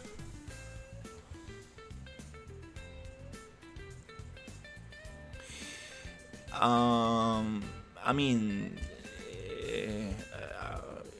making the thing with The Last of Us is it's not so much the absolutely amazing assets they had and the absolutely amazing technology they had, but it's the experience of the artist to make things look realistic. Because to make something look realistic is not only grabbing a megascan and putting it there, it's like actually being able to gather enough reference and understanding that reference to make something look cool. For example, here I'm trying to make like an industrial environment, but I'm not referencing myself enough, so this looks it doesn't make sense, and that's the magic of The Last of Us, because things make sense, and that's why the environments look so immersive, because you actually believe that they could exist, and that's something very hard to achieve. Like, you need to just practice a lot, and use reference is something that I don't do a lot, to be honest. It's a big problem in university. Like, I had this professor who said that if you don't use reference, I mean, your work will never look right. And that's the thing. You kind of need to you need to copy. Like a good artist, he knows how to copy. And the funny thing about copying references and images is that no matter how hard you copy things, you will never get them 100% right. But in that range of it's close enough, you will get very cool things, and then you will modify them and make them your own. So yeah, that's something I need to do more. Definitely, I saw a video about using reference a couple of days ago, and it just really made me think about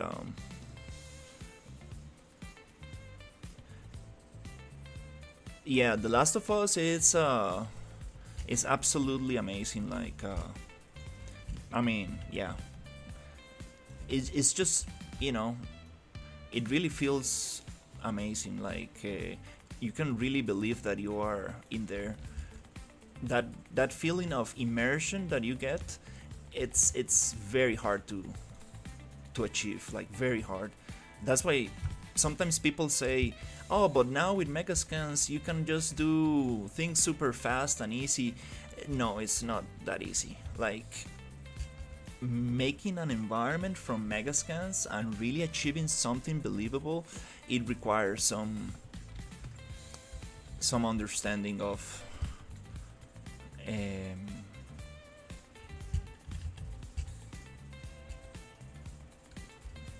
I don't know how to call it, but of of space, of everything. You know, you need to really know what you're doing.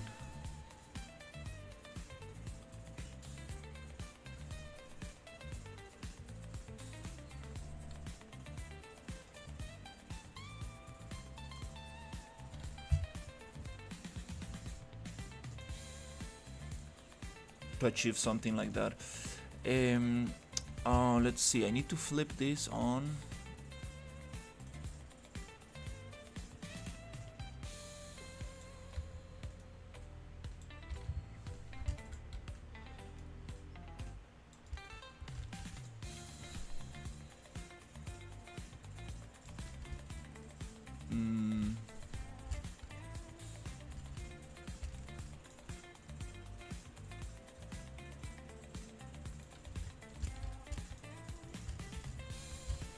I really need to flip this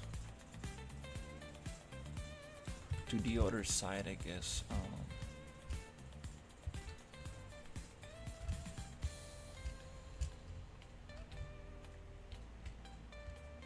Yeah, and what I'm making now, it's like a sci-fi industrial environment, but I do need to reference myself on actually how industrial areas look like to make things make sense.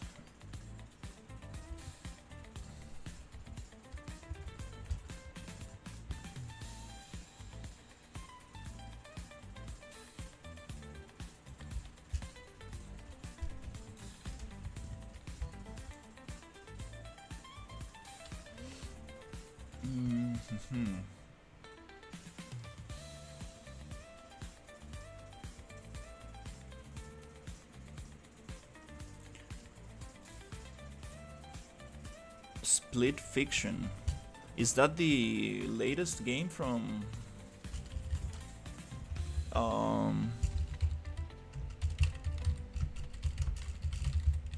is that the huh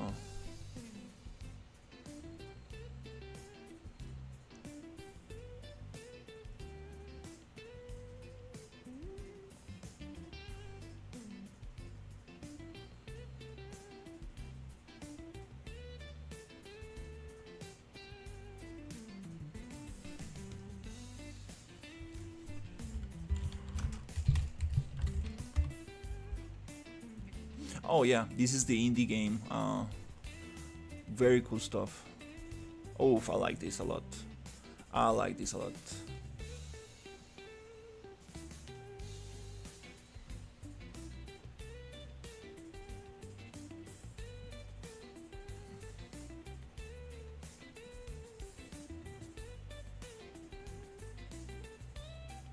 Nice.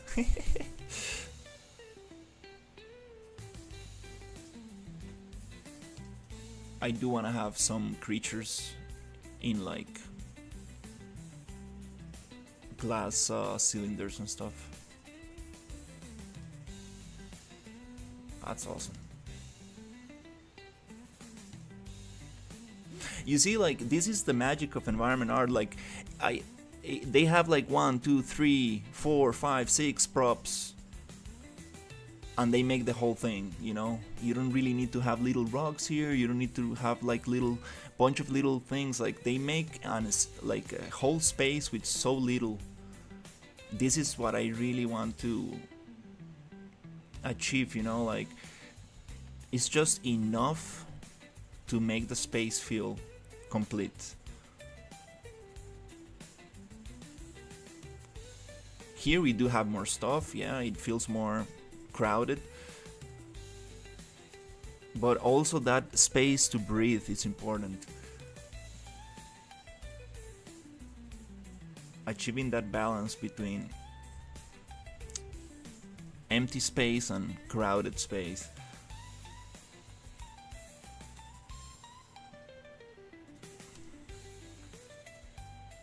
Nice. Definitely take some time.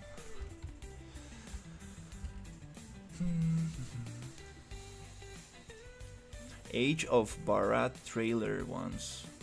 Age of Barat. Let me check that out before I forget.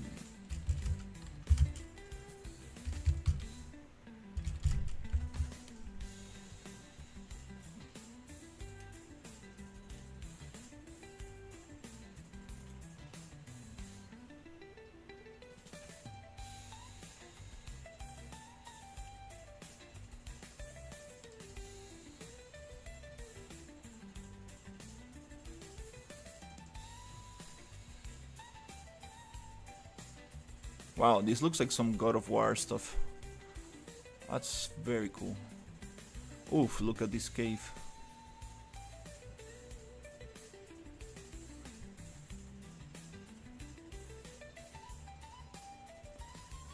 Wow. Oh, it has a mouth right there.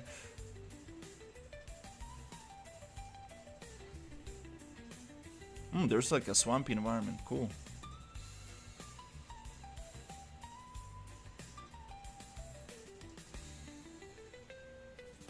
Looks like some dark, how do you call that one? The Wukong one, the Dark Myth Wukong.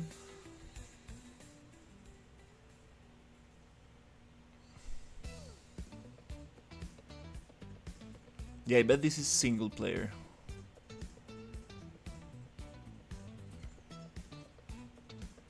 This is very awesome because like these games, wow, that looks like the Street Fighter character. Damn, that's awesome. Yeah, so solo games are so nice because they can really push like graphics to the maximum.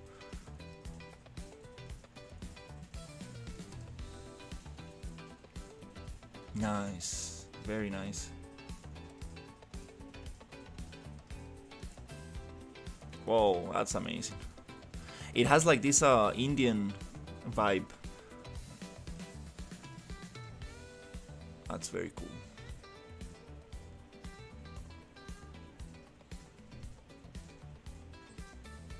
Oh, you can play multiplayer? Wow. That's amazing.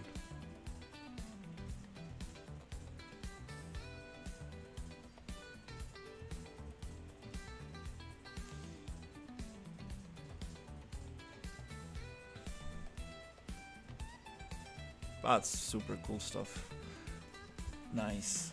Appreciate the reference. Gonna check it out with more attention. Okay, so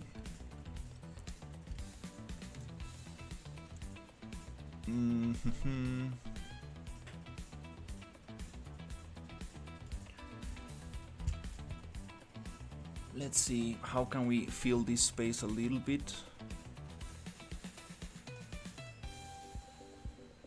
Yeah, I was watching that video. Very cool stuff. I love how Lex just repeats everything that a team just said, like over and over, and you see like team's face, like, yeah, okay, I just said that, yes.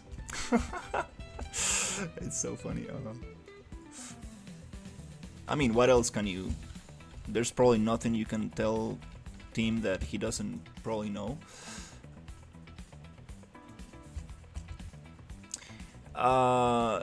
I have a 3080 NVIDIA RTX, a bunch of RAM, and a AMD Radeon.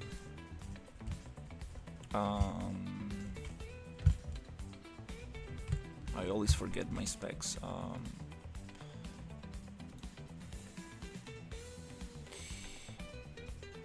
AMD Ryzen 9 5950 16 core.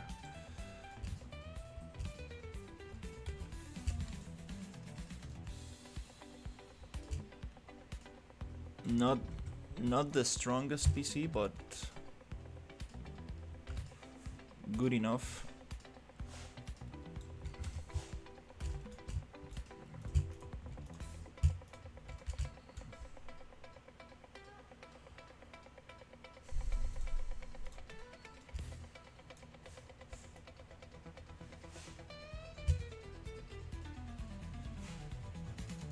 Yeah, it's kind of nice not to have like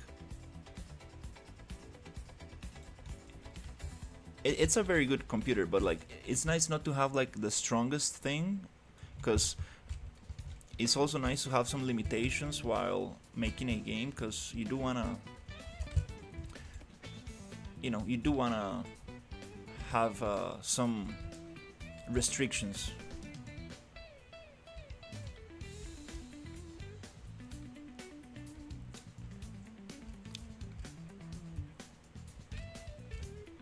All right. Let's see. Okay, I wanna fill this space.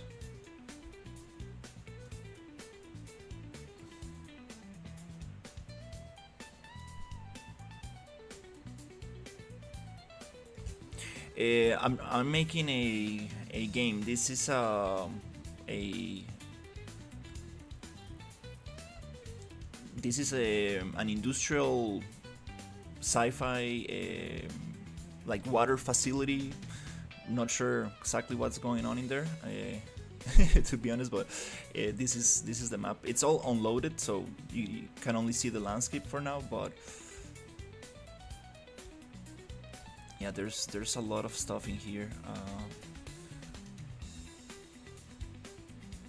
Trying to keep it unloaded so I can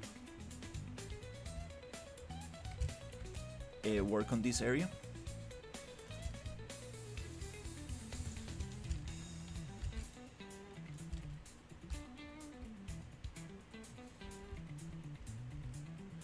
This water shader comes from the Sci Fi, the Sci Fi jungle from KK Design. Epic Games gave it away a couple of weeks ago, maybe like a month ago, maybe 2 months ago, something like that.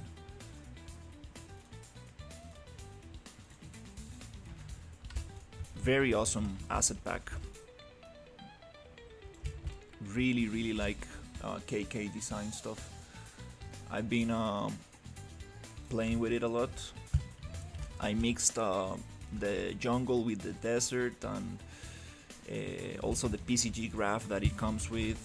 That's super awesome stuff.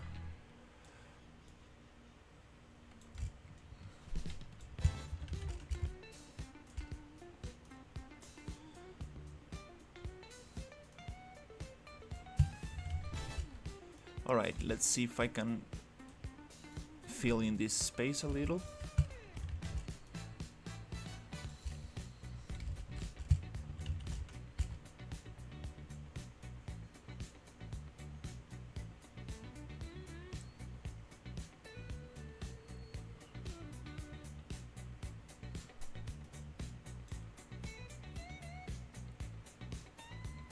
Wakes the Deep.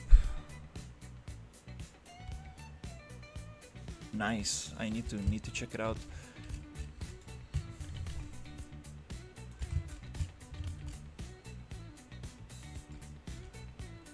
Okay, this ends right here. Okay.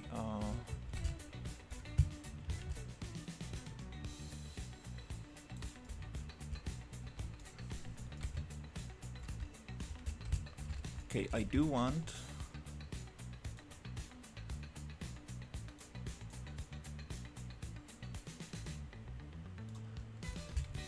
this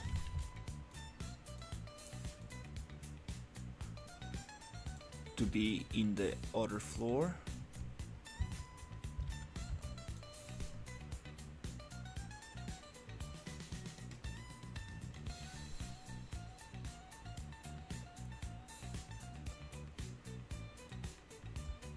let's see. And I don't want this to be the same, so maybe we can have it here just to add more complexity.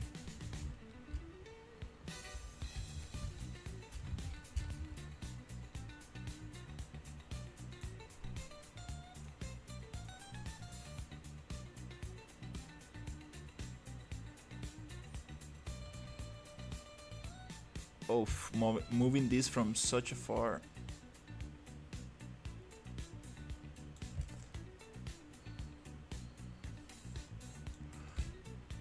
distance, it's a little difficult. Okay, I'm gonna clean up the interior in a little bit. Trying to go back to the block out.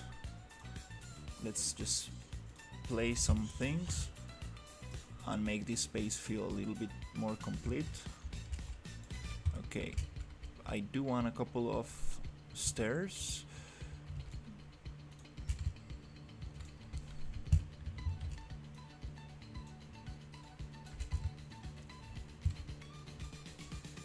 Nice, the centerpiece, and then we're gonna get all the bottom. Here I also want to have like a lot of things that you cannot go straight.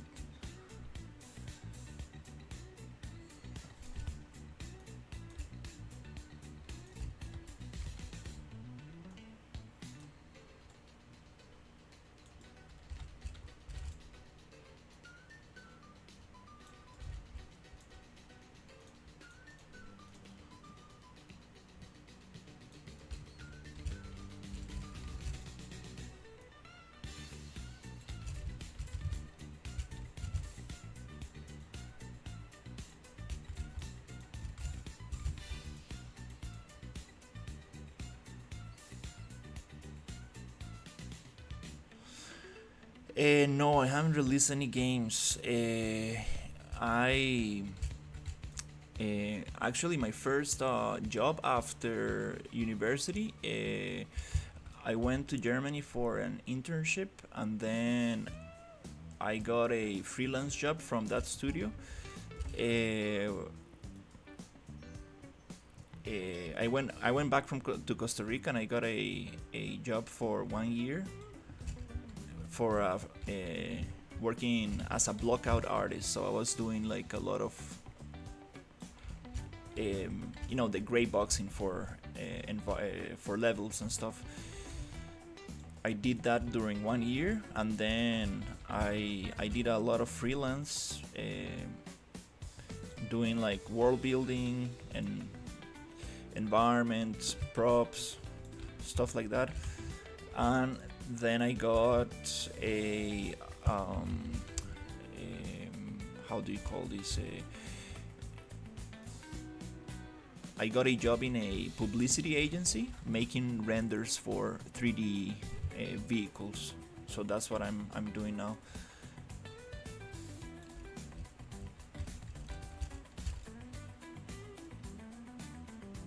I'm making this project for fun, trying to make a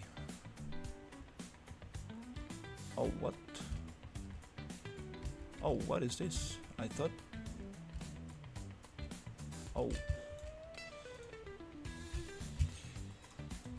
yeah, I'm trying to make like a simple game using the RPG engine, which comes with a lot of functionality.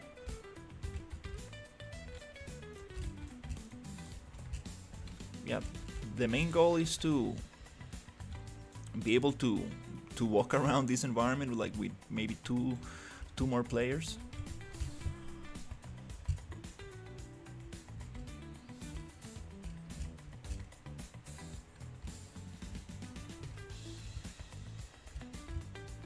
Okay, definitely. I think here we're gonna change it up.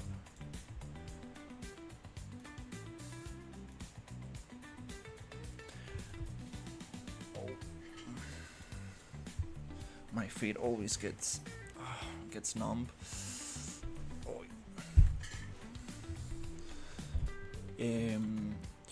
But yeah, I'm more of a like 3D generalist. That's why what I went to university for. and I've been focusing in environment, so that's kind of like my main strength.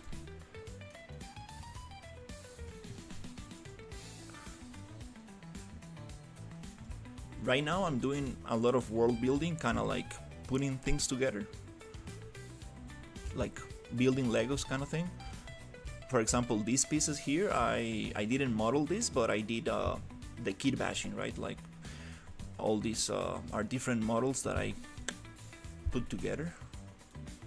Also with these kind of towers here, I also put them together.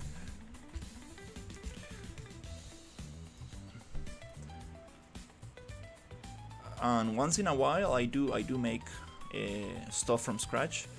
Not totally from scratch. For example, these trees here, which I think I'm probably gonna move to another place. I made them with the plant factory, and I used some materials I had and some plants I had, and kind of like integrated those together.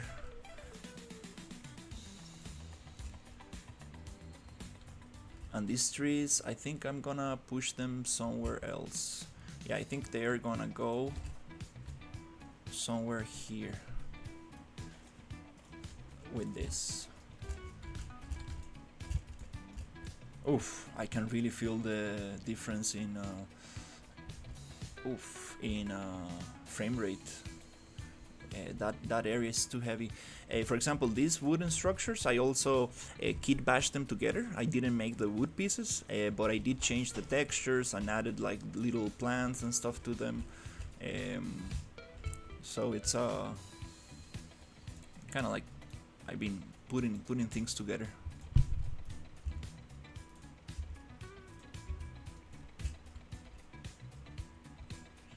Yeah, this area feels very heavy. Maybe because the water, that water shader, I think it's also heavy. Yeah, optimization.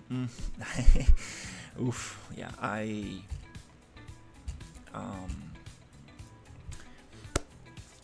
gonna get this area to a nice state, and I think I'm gonna focus on gameplay, because I'm afraid I'm adding like too much to the environment, like too much. Don't wanna make this game very heavy. It's very hard to generalize, but I feel like most people nowadays, they have at least a NVIDIA 2000. Like it's kind of, I don't want to generalize, but most gamers, like people who play a lot of games in PC, I think most people might have a NVIDIA 2000, and I think you should be able to run this in a 2000. If maybe not at the highest video settings, but I think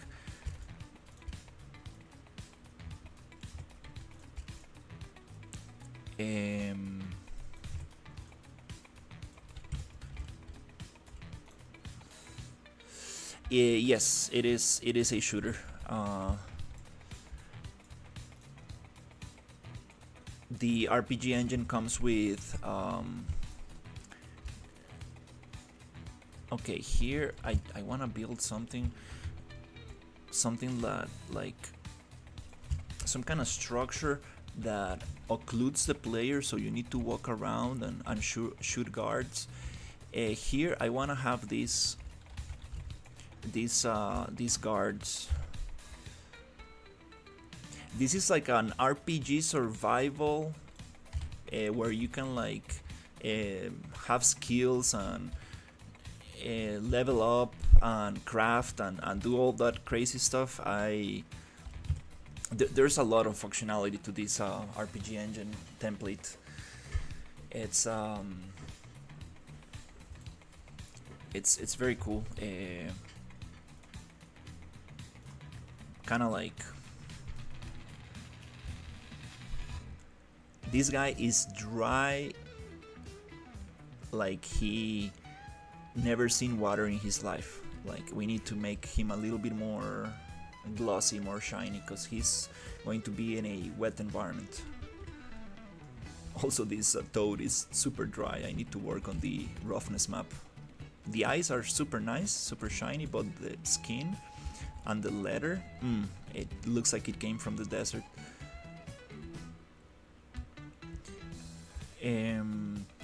It also has stealth mechanics. It has so much, like, it's overwhelming, like, actually, the amount of things that this template has.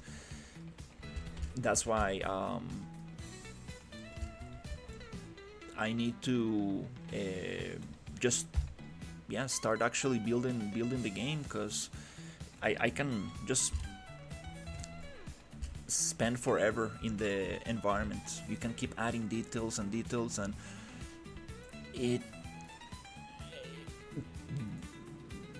the whole goal of this is to make a pretty environment, yes, and like a detailed environment and stuff, but also I want to work on the interactive part of things.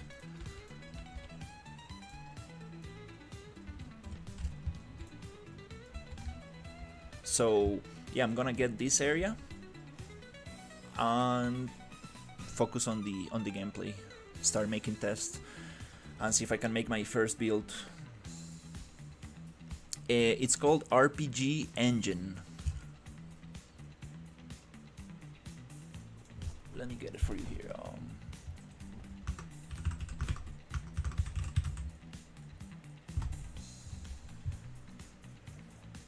Yeah, it's super awesome.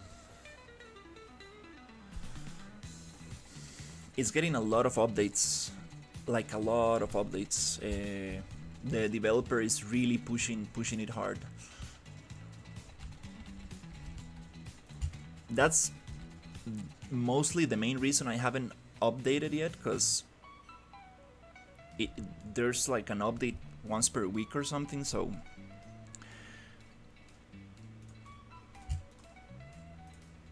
I'm like, should I wait for it to get more updates and then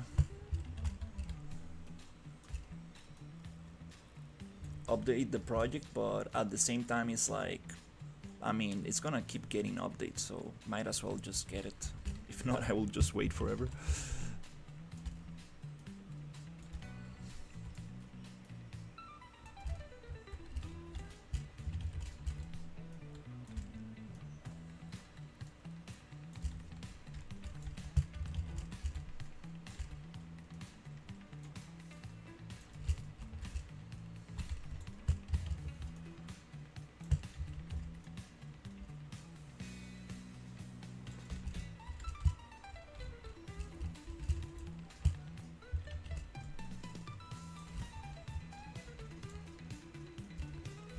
Yeah, it's gonna be very nice, because I guess when I start like working on the game mechanics and stuff, maybe that's not the right term, because I already have the game mechanics, like, you know, working on the quest and like the actual content. Then I will actually start thinking about the areas and reworking the environment to fit what I need. But for now, I think I have like a super huge sandbox to play around.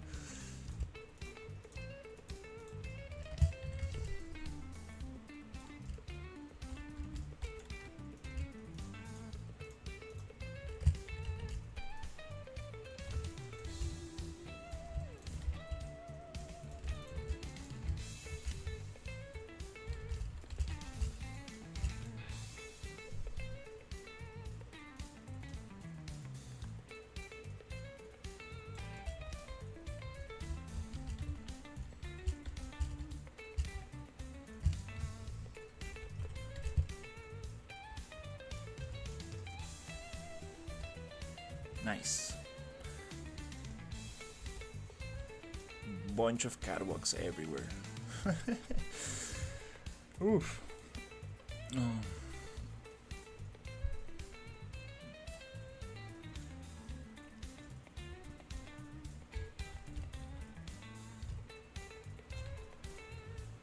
Okay, let's just push this a little bit faster.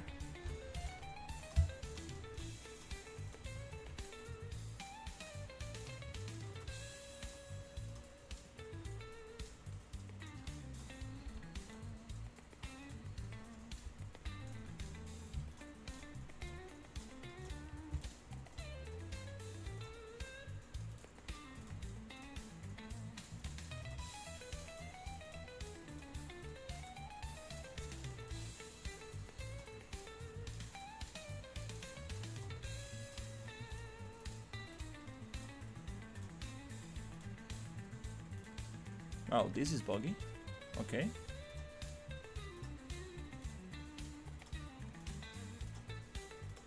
So many materials, so many material slots. We need to bake this. That's not very good. Wow. Come on, let me access this. Wow.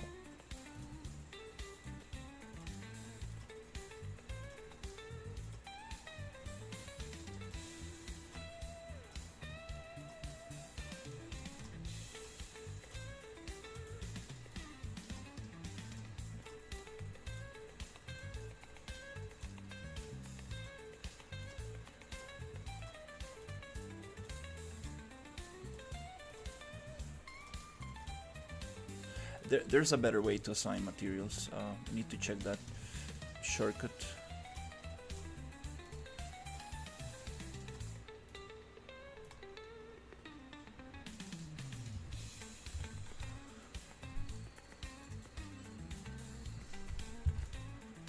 Then we can add more stuff.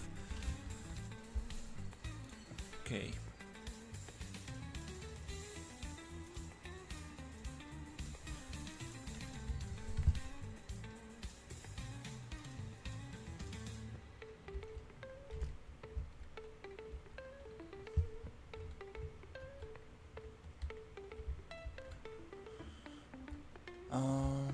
Yeah, let's just keep adding stuff.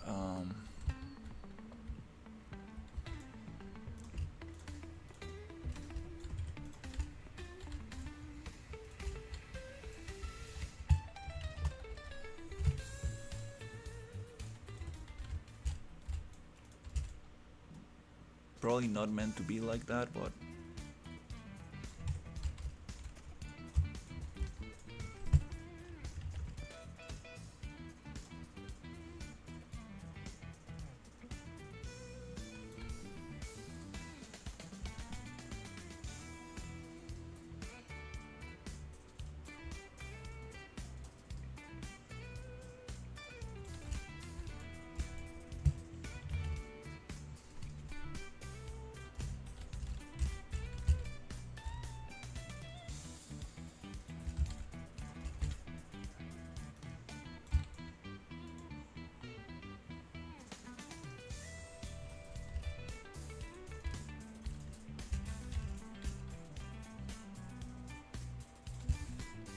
okay.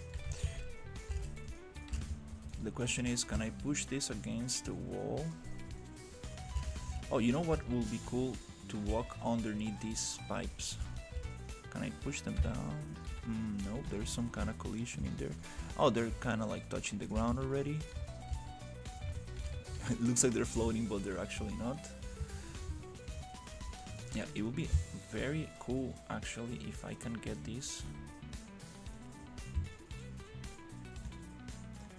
to move like here.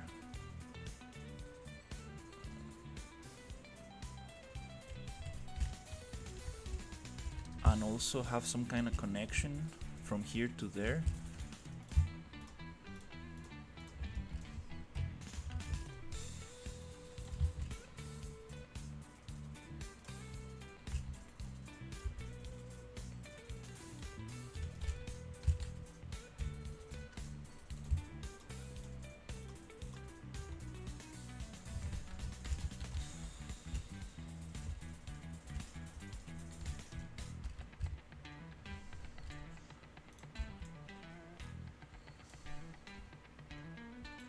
Then we can have some kind of pipe in the center.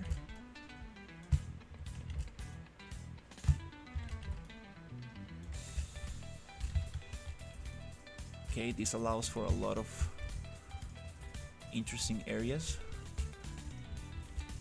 to hide and move around. I know I have some pipes. The problem is that I imported these pipes in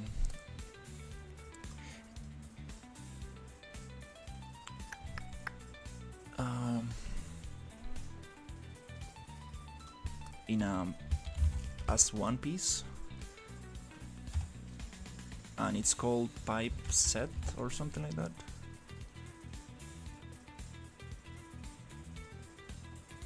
There you go, pipe set 1 to 11. Okay, let's see what we got here.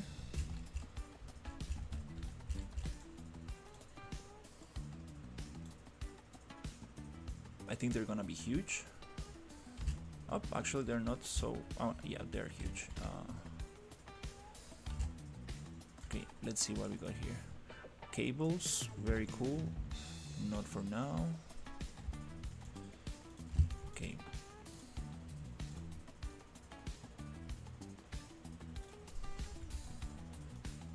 Okay, we got these ones. These ones. These flat ones are super cool.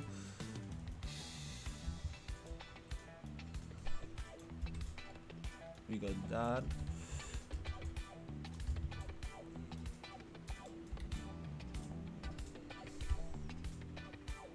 Very cool cables.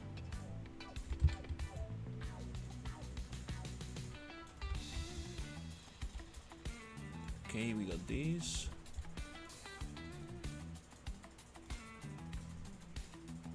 Flat cables. Okay, let's get rid of that. Nope, we don't want that. We want something with like bolts and stuff. Kind of like this. This is actually like a not really what we need. It looks like bathroom pipes. And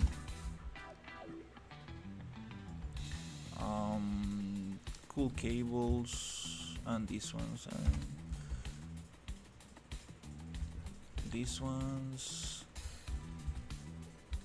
This is kind of close, and this not a big fan of this one for now. Yeah, let's use this one.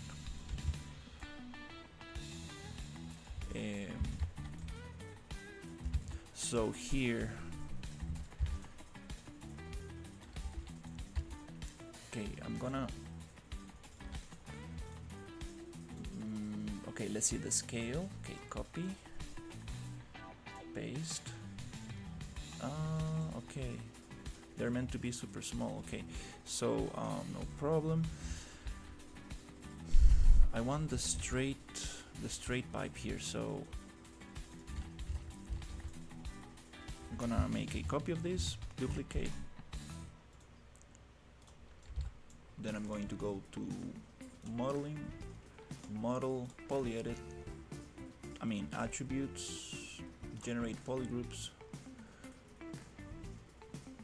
from connected trees. Perfect.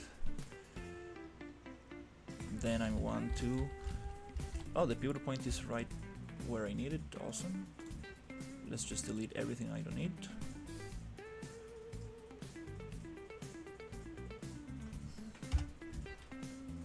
Sweet.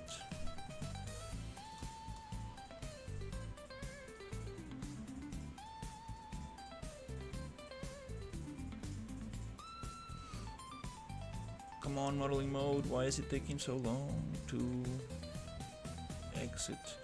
And yep, we don't modify the original. Save. Now I can grab this one, copy the location, paste the location, go 45, and let's see if we can actually put it there. It's not the same kind of pipe.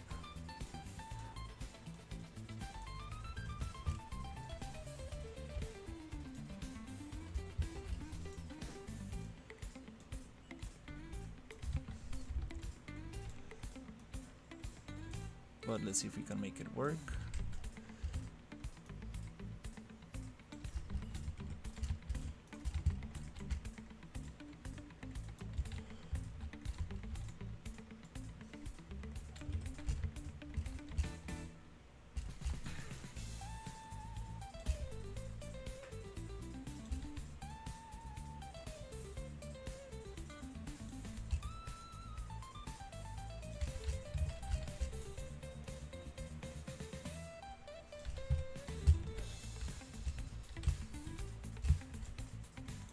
Okay.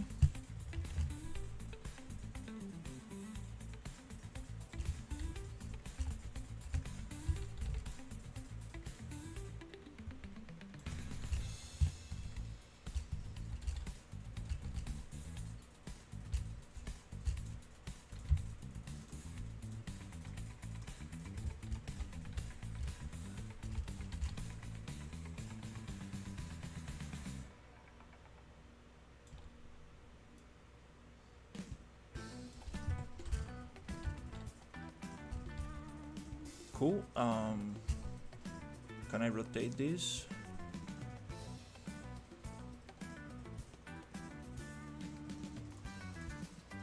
Maybe like this. Hey, thank you for the follow, Nate. Here, I'm just gonna use the same material.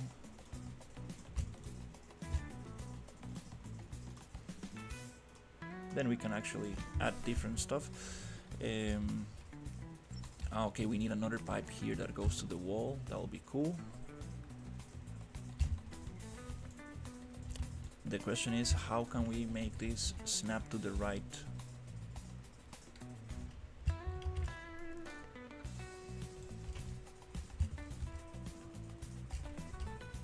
Point.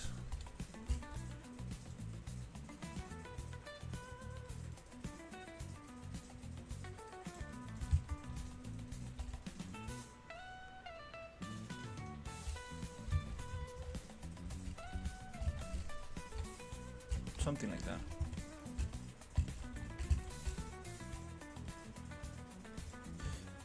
Okay, this one goes over there.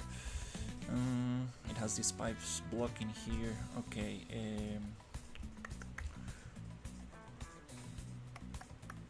If I put it the other side.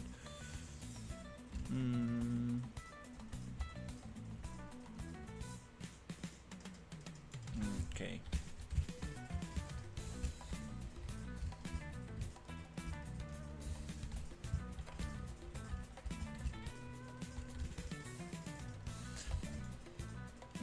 Maybe we can have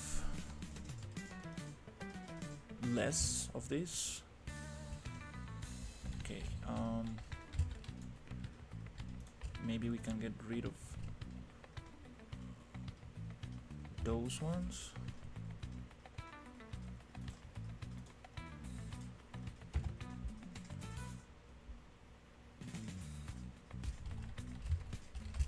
Push this one to the center.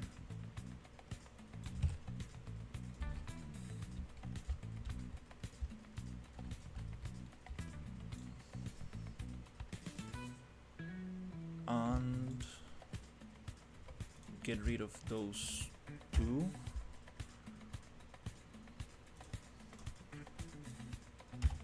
Push this one to the center. And then we can connect all of these.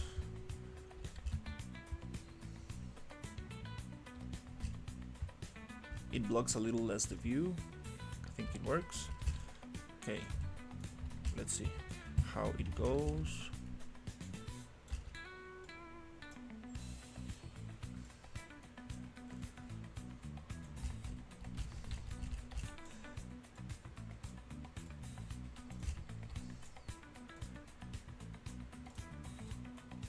Is it going to work for this?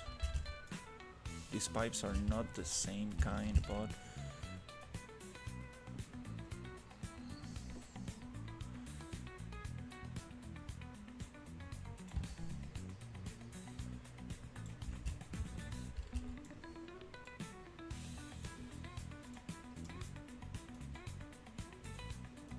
maybe we can make it work.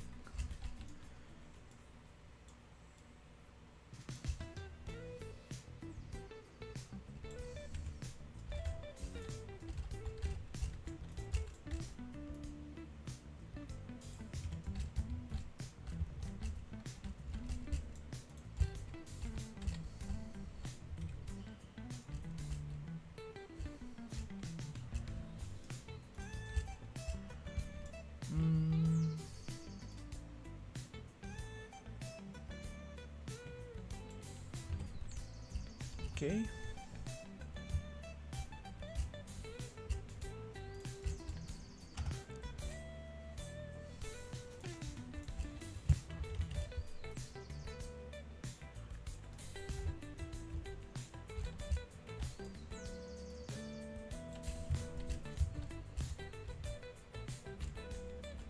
Okay, kind of feels part of it.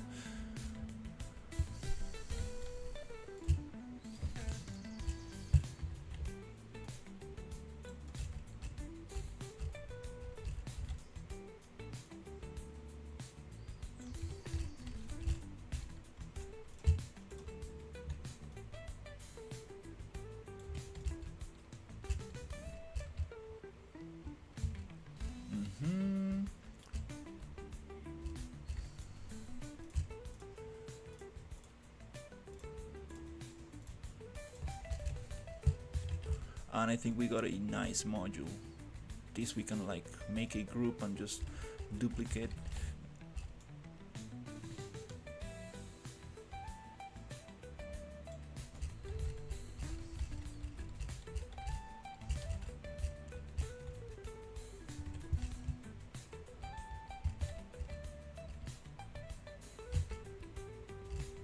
Okay, kind of feels right.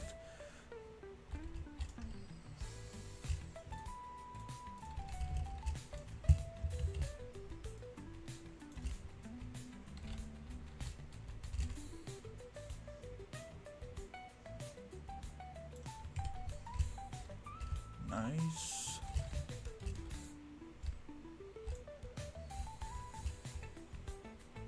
Good enough. Now I want to connect these ones to the wall. This wall might have a catwalk there, so let's see. Okay, I'm gonna get this one. I need to align with this.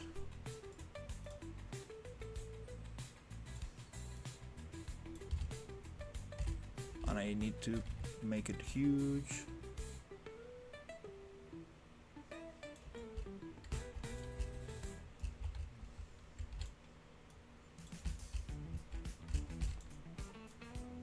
Like this.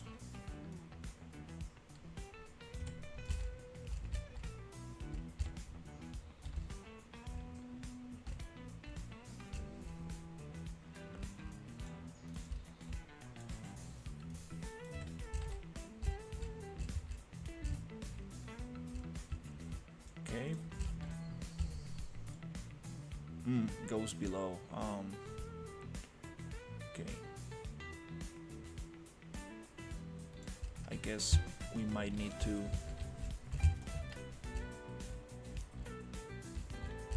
push this down a little.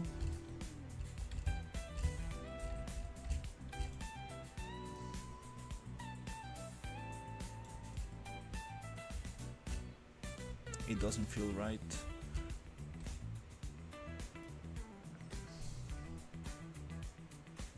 To push it down. Okay, the other solution is scale a little bit.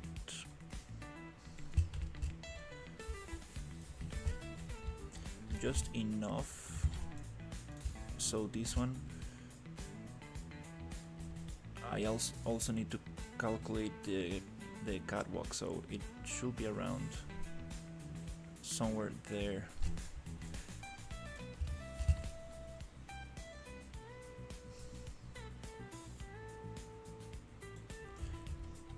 It makes the stairs way too small. That's the problem.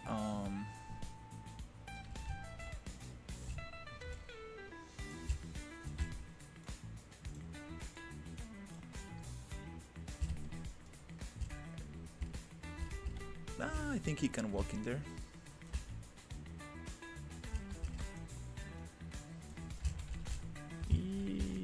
A little bit small, but yeah, I think it's good.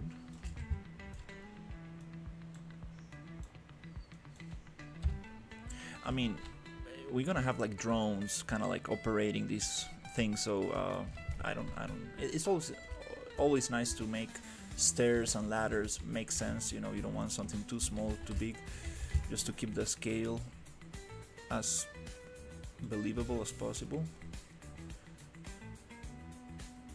But I don't think we're gonna use that ladder.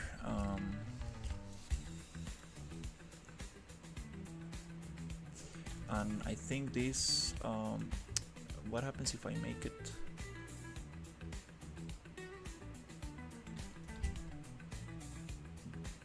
No, it needs to be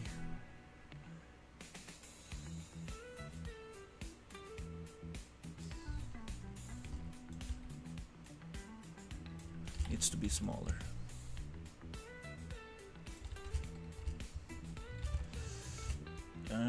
We're gonna stretch it a little bit too much. There's no bolts or anything that indicates stretching, so I think we might get oh yeah. That's a problem.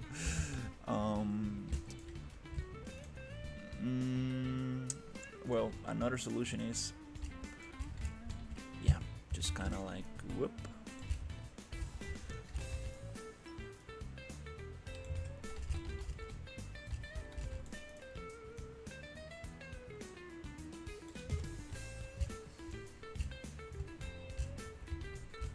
Yeah, I think that feels better. So let's copy this scale.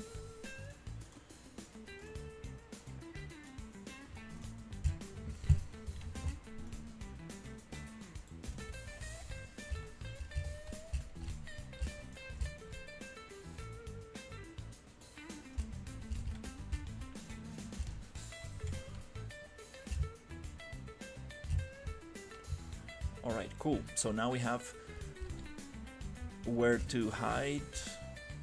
We have something overhead here, another overhead there, looks interesting. We have a nice side view here. That's not gonna be floating there, so kind of cool, and it really adds a lot of detail to the whole thing.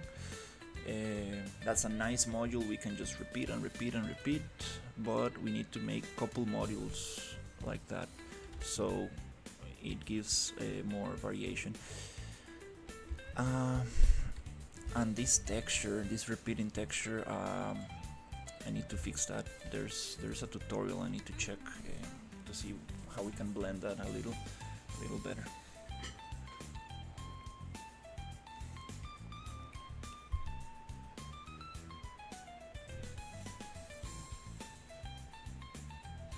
Alright, it's been almost 3 hours of streaming. The room is very hot. Oh.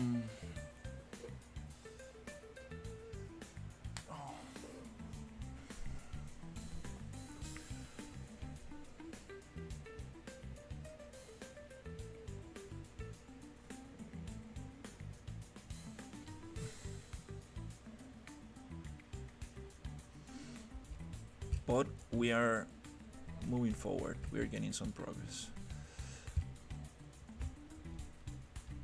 That's cool. Oh, we have no collisions here. Oops. We got some collision issues. It's okay.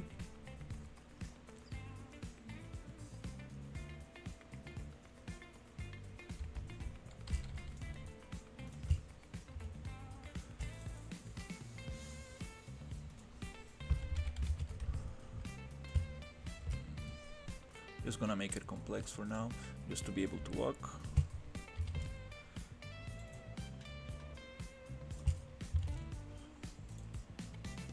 This might be the problem, because this was a set of pipes and I cut it into just one, so the collision from the other pipes is remaining there. And I think we have only 3 pieces here. Oh, let's double check.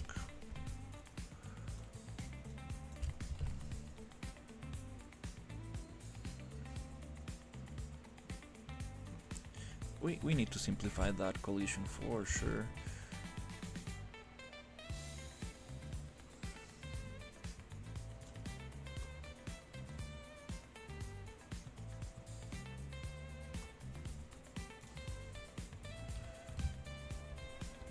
Yeah, this is gonna look so nice with all the lights I'm gonna add. And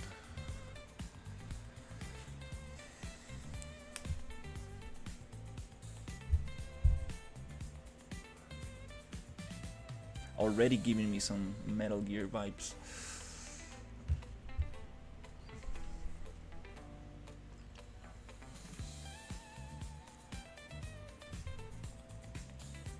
It does take a while to load. Thanks, Nico. Yeah, I'm pushing this this environment to see. Hopefully, yeah. It's kind of hard to estimate, but I do wanna have this environment, like at least you know, the walkable areas and stuff.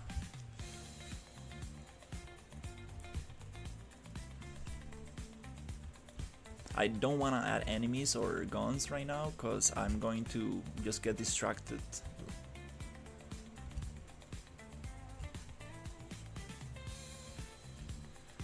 Off stream, it looks like the same time to change mode and start playing. It does take a while, yes.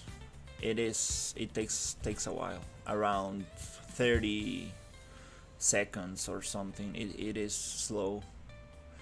That's because I have a lot of other things loaded in the level, and I need to work with the data layer so we can only load what the character is going to use. For example, when I come into this a water facility, I need to unload the rest of the map, everything. For example, now we have a bunch of vegetation and rocks and stuff way far away from there that I don't need to load. We have a river going down here, some caves that I don't need to load. So as soon as the character walks in here, we need to turn off the data layers that are not going to be loaded. That way the computer can breathe a little bit. Nice. Nice, I really like this. These pipes, these catwalks also, I need to make them... Oh, that's very small. We do need to make them double. That's very tiny. I don't... Yeah, can... This character is too big for this.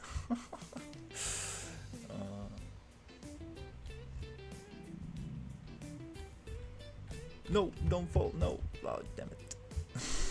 I think I have no way to go back there.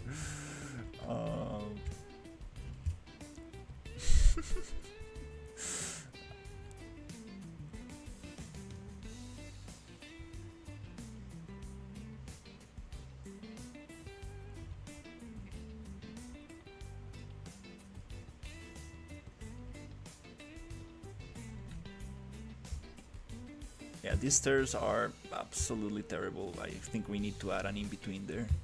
Oof, this is totally off-scaled. This platform, not really working that well. Oh, crap. I think I won't be able to... Oh, no. Okay,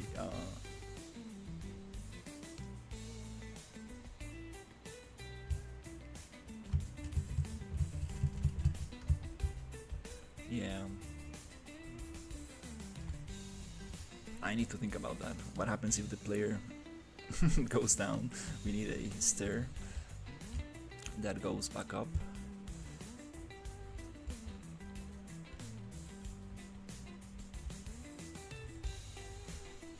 Oof, I can really feel these assets are just too heavy.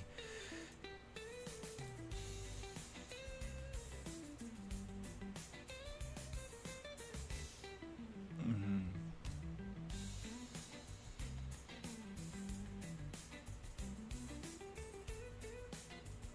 Also, the amount of material slots they have, probably that's also an issue. This place will need some serious optimization. Um, Alright, I think I'm gonna make a couple more modules and keep like just trying to like fill in the space a little bit more. I wanna add some lights and stuff. Wow, this ended up being like very big compared to what I had in mind.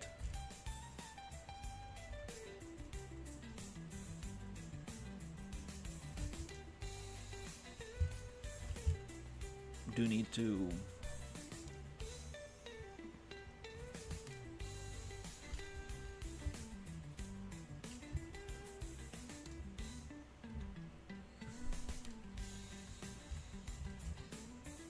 make it smaller.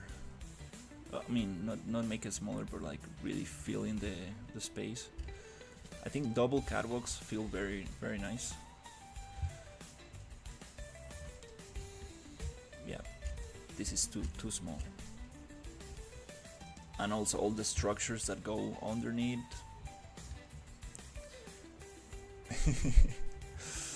Oof, yeah.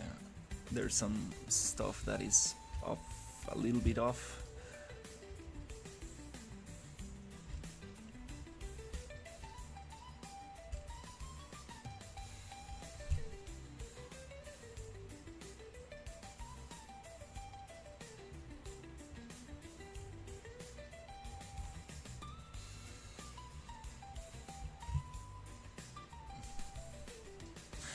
I do need to have like a control center, some kind of like, I see some intersection here.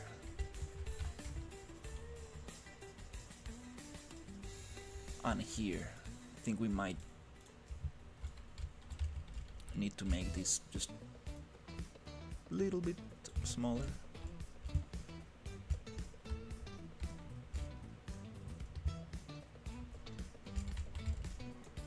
And the weather is just too intense. Let's make it just cloudy, overcast, for the lights to shine a little more.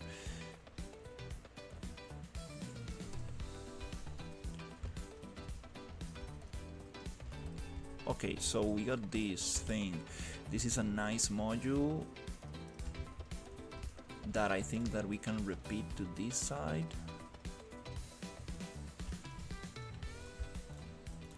Then I want to make more modules like that.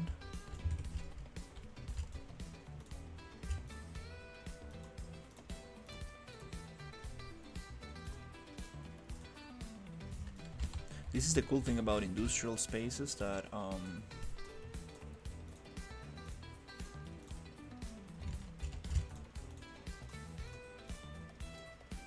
you can just really repeat a lot.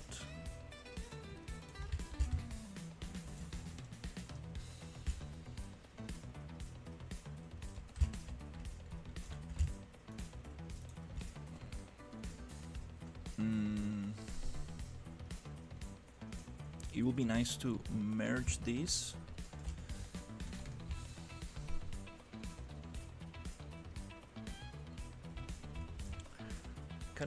I can merge it or make it into a level instance. The problem with level instances is that I cannot flip them. Hey, how's it going? So I think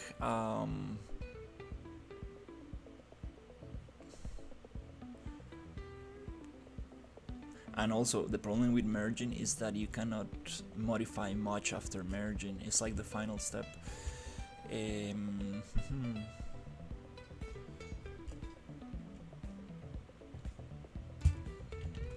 Because it will be very nice if this is symmetrical, so it kind of like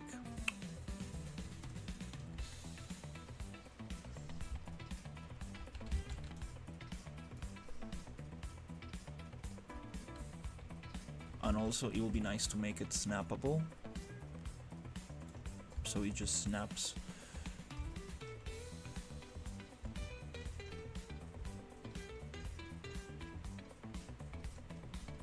Yeah, so with this I think I can really cover a lot of space. I'm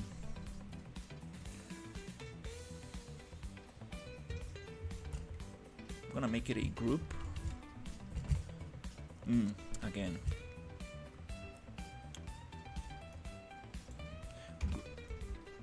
This is kind of strange. When you have a group, you are able to change from object to world position, but when you duplicate it, it kind of like gets baked. So kind of like you need to put it on straight, and then you duplicate, and then you can actually rotate and go back to object and world.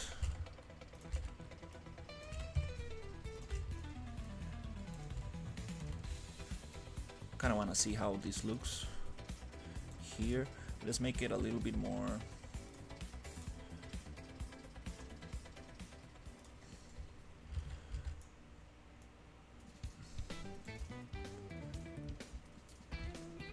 So this one ends a little bit. It is like around there, kind of thing.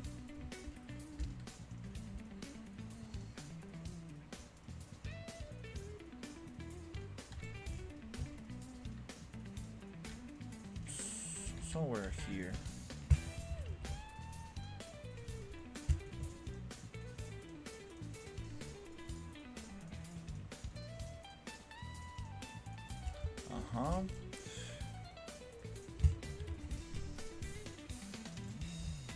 Wondering, can we push two of them here?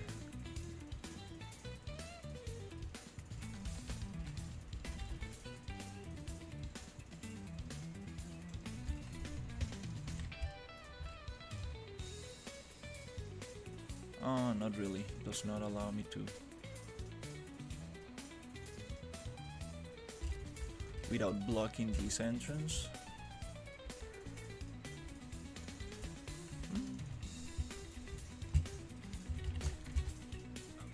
Then we have this issue where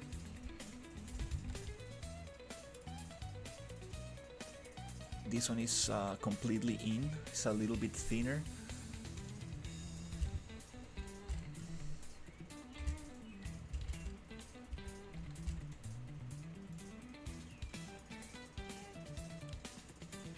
Can we get it close enough?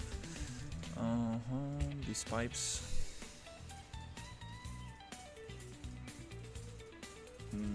It will be very nice for this to connect.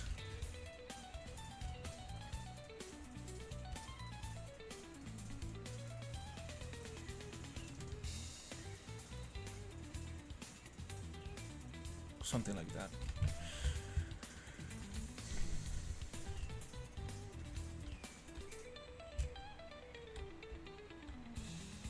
It does look like it's floating. I might just push it down, to be honest.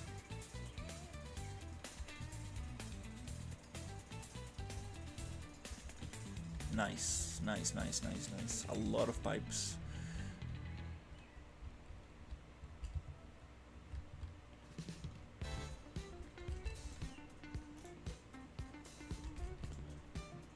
I think this one does not go very well in there. Oh, this is the separate version. Okay.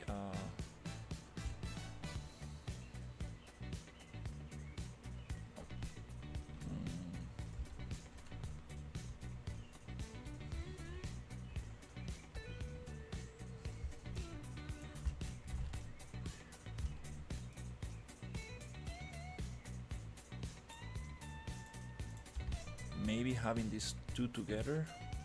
Yeah, I think it feels better.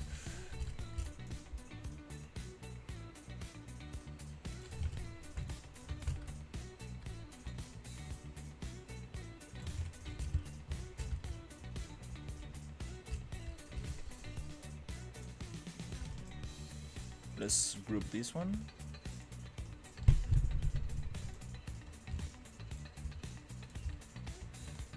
Not with the character.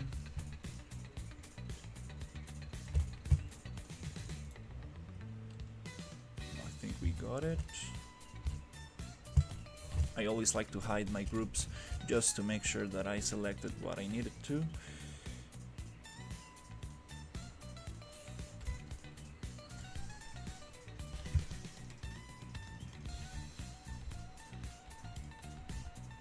Nice. And I need to make smaller modules with the other pieces. I have a bunch of pieces, like a lot of stuff. So now it looks very repetitive. All this, I think we should probably start changing some of these materials to see if we can like match a little bit. I have another material that might look very cool here. Let's get this one here. And for the metal, I think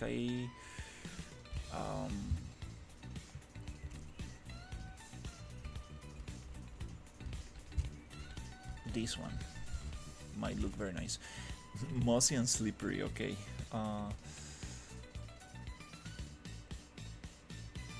Level instant, I mean, where is it? Level edit.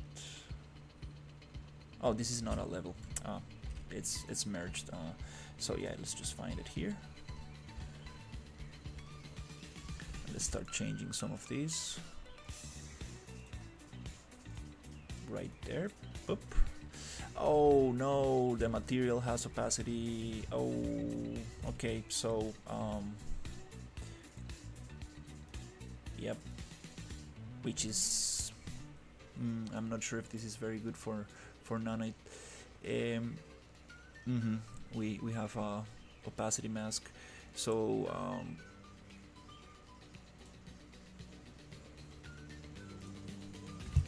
let me just make a duplicate and modify the original.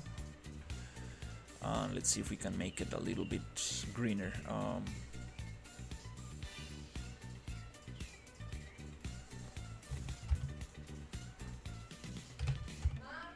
Not sure if I will be able to.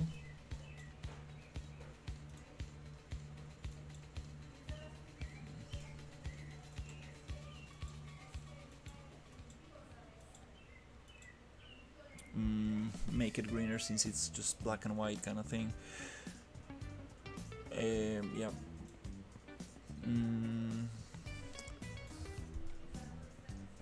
I think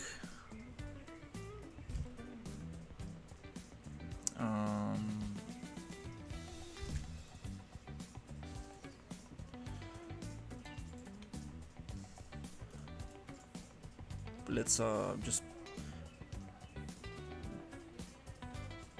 go into Photoshop and give it like a green tint.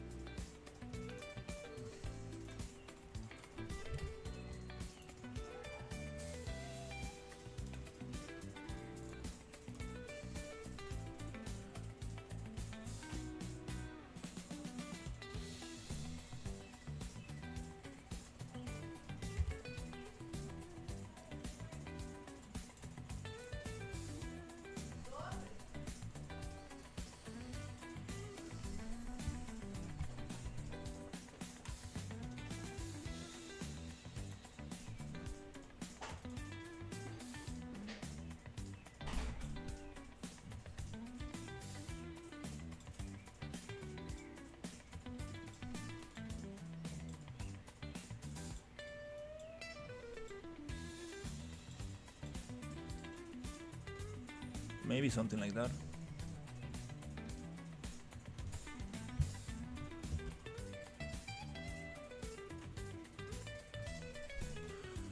It would be nice to give it some mossy texture.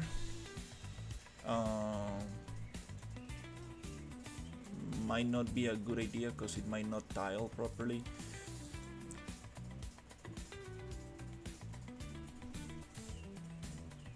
Do I still have it around here? Let's see. This probably not. Might be the moss I need.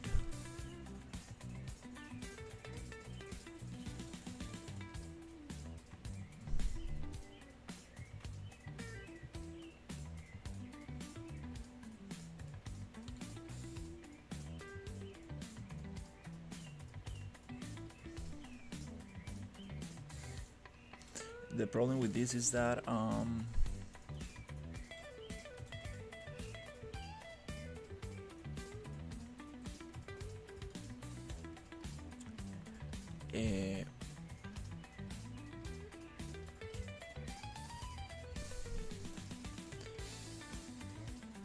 killing all the alpha layer.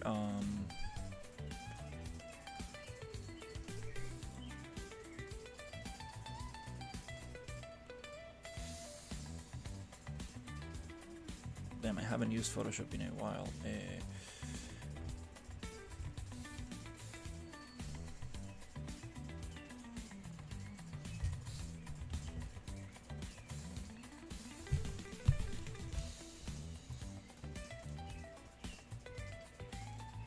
Can I make it like straight black and select the thing? Kind of like come here and Control Shift I and delete, so we get the alpha layer. I think that works. Yeah, this might not tile very sweet.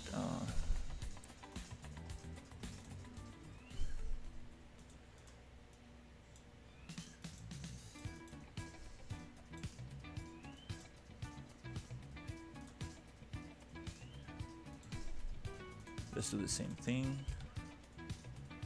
Nope, just normal magic wand.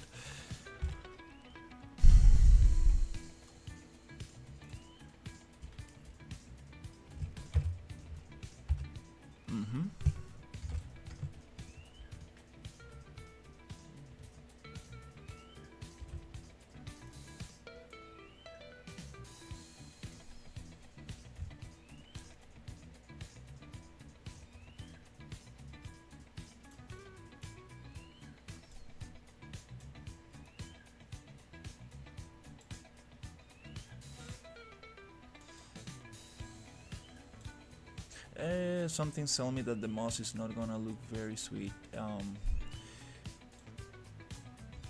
This color also, I kinda wanna make it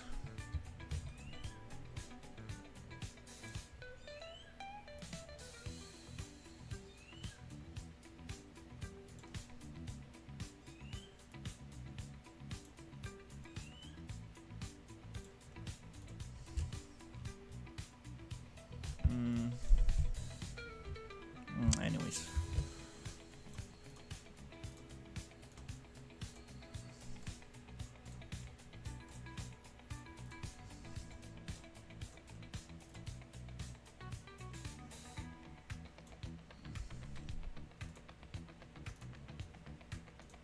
Let's see what happens.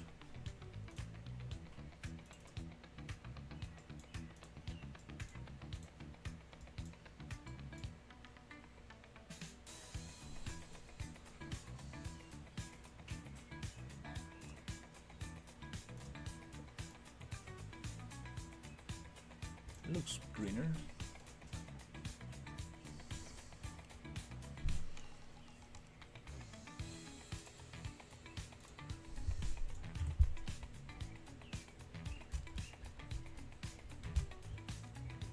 With some stains in there.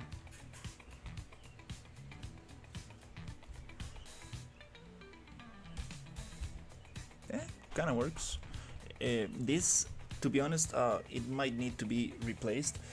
Hey Tiger, how's it going? This is a sci-fi survival RPG. I have this template called the RPG engine, and so far I'm making a cool environment where I can like walk around with with a couple of players. Uh, Most of the map is unloaded. Um, Here in the desert, I have a bunch of things that are not loaded now. But it comes with a lot of functionality. It's a shooter RPG, so there's a lot of stuff you can do, like modify weapons. You have a skill tree. You can craft items, make quests. There's a lot. But for now, I'm trying to finish this area, the industrial area, and then I will jump into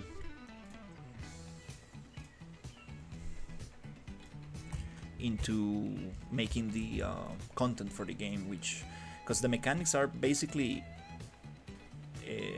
made. They also obviously need a lot of like work and stuff, but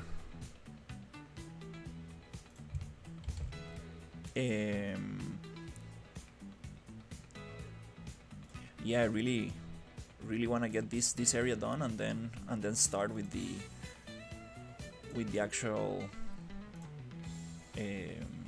content and game mechanics. Okay, let's see if we can make this a little bit greener.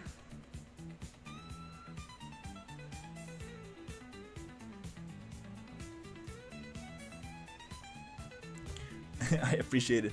It's just a bunch of marketplace free assets and stuff I've been collecting. It's going to be a big challenge, to be honest, to make this optimized and actually playable. So I really need to jump into actually testing and like getting up. It's not brightness what I need, it's a brightness curve, so I can make it darker. Oh, that looks kind of cool. Let's see, maybe too dark.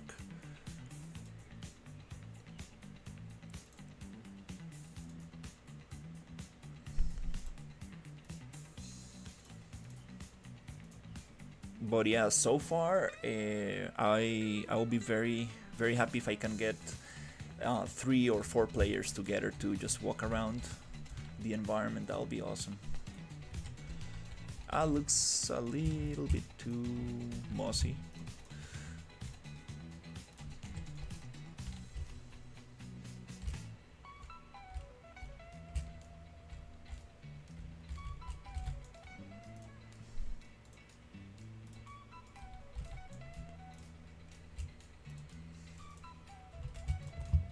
Let's see. Oh, this is not grouped. Okay.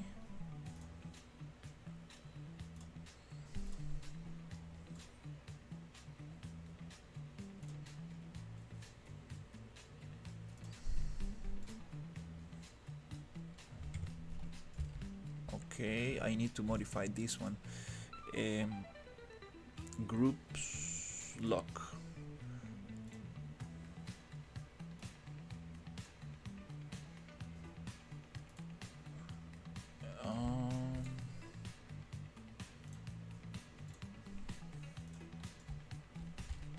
Let's get it here.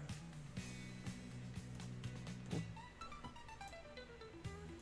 Nice. Just making things. Some of these are not placed right, but it's okay. We're gonna get that.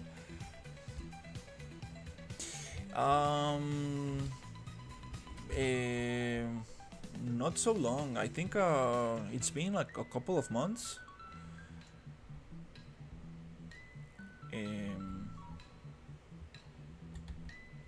It's been a couple of months just making the environment.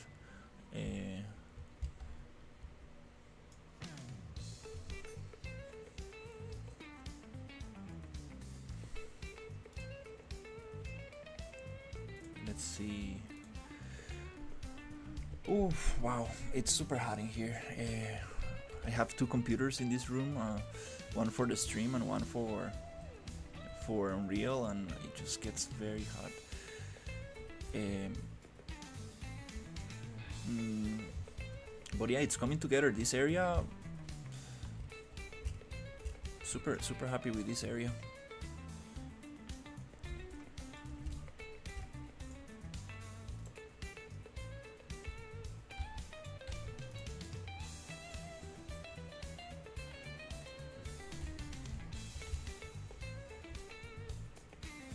Okay, these stairs are not supposed to be part of that group. Let's get them out.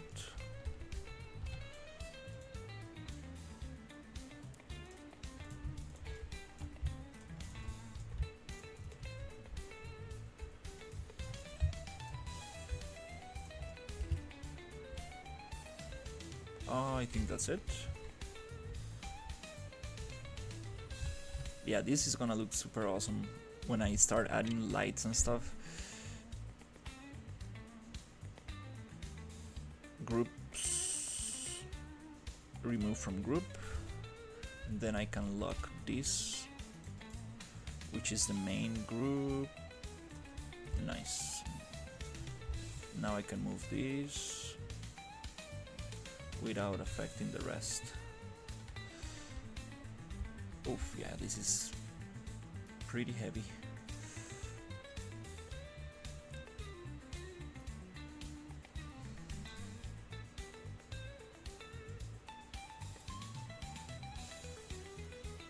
Too many pieces.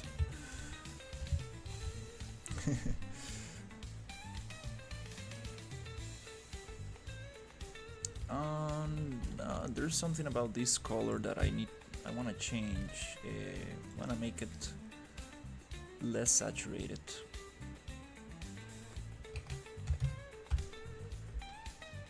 Nice.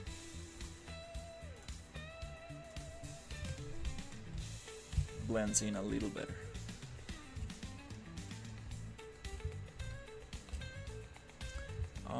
Okay, yeah, I need to keep making little modules like this.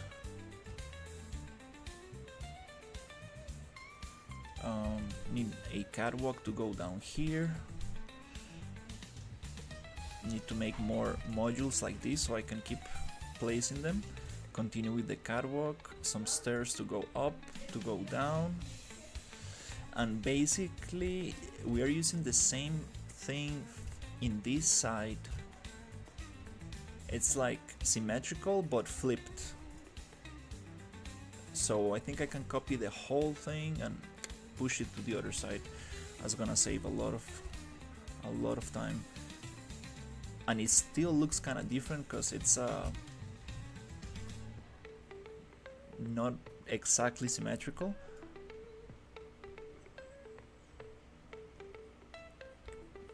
Well, it's called Sci Wars from Sci Fi. I was just thinking of like the most generic name for it, so I just named it Sci Wars.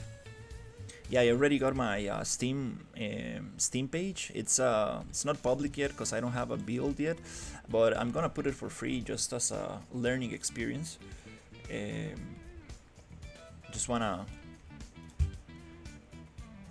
The main goal is to make like a very cool environment and make it like playable.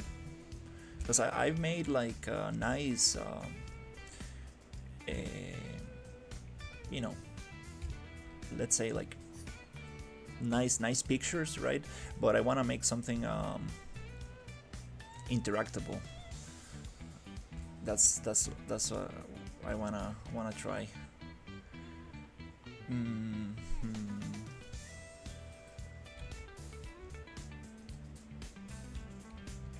All right, it's 3 hours 30. Oof, I'm too hot. I need to take a shower.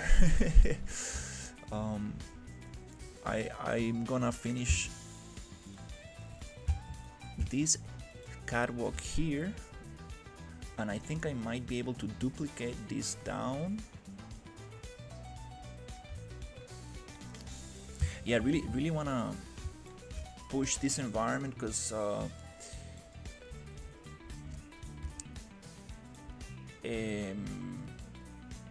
I spent a lot of time making this toad character thing that I was not really supposed. Oh, okay, that green looks very strange. Oh, not sure about that green. Need to make it darker.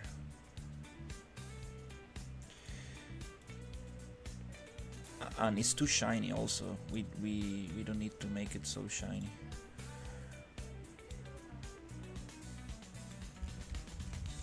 It's funny because this is not 100% aligned. It's oh, it's funny.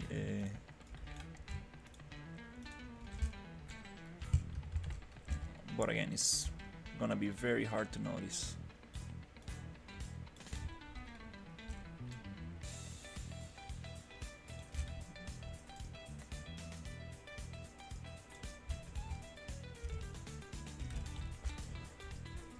And this one snaps very nicely to 50.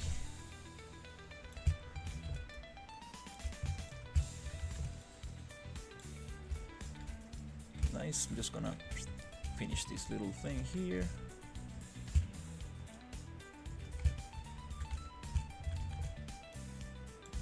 Yeah, once you get like nice pieces, like nice prefabs, then you can just duplicate and really arrange them in very nice ways.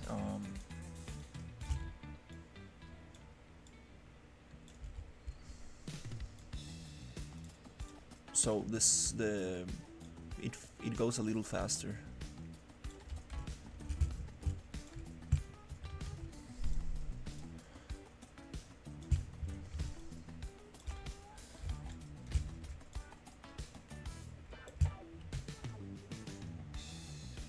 No.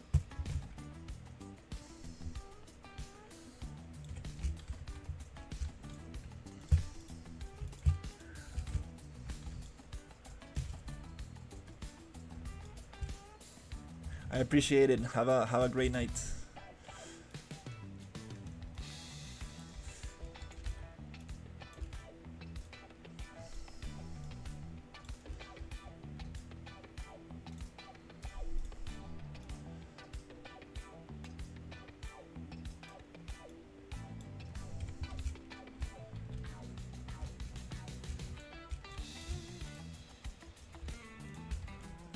I'm going to stretch this out, and I'm going to get this one.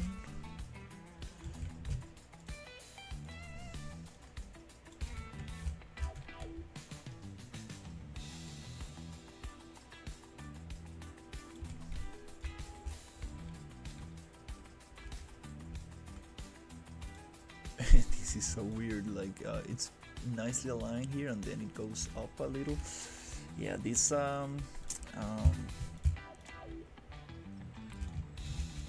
modular pieces I made definitely need some work. Next time I'm gonna just push them into an empty level and really test them, because in the long run it just helps to align things faster.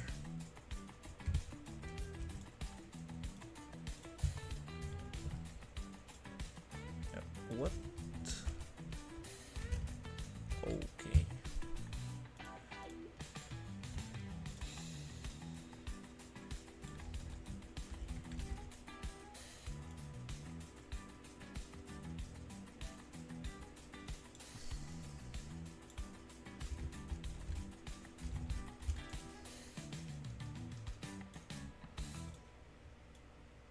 Yeah, this corner piece, I'm not really sure how it's designed, like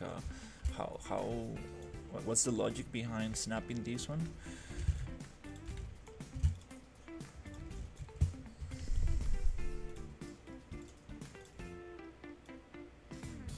There must be a logic behind that piece.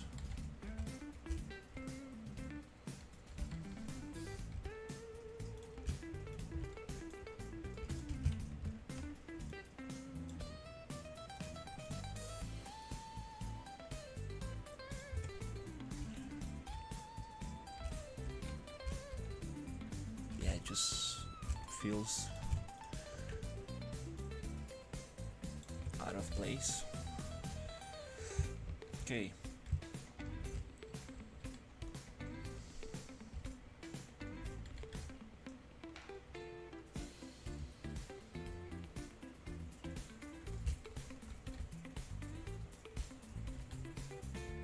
Yeah, this is gonna look very cool. It's gonna be like a whole labyrinth of catwalks. The problem with that is that I need cover. I do need cover, because if I'm gonna have my ranged enemies here, I mean, they're gonna shoot through everything. So I do need to make it thick enough, wide enough, so I can actually have some boxes cover, and that'll be very cool.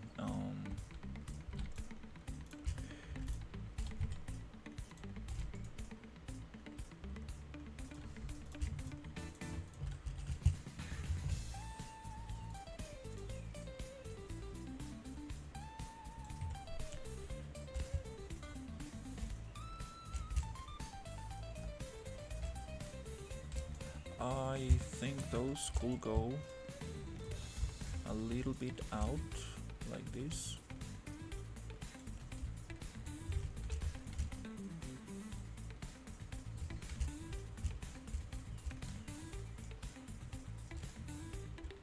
Okay.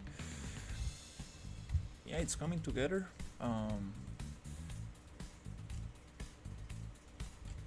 A little bit slower than I expected, but it's picking up speed. Need to keep applying those techniques of making groups of things, and then just repeating.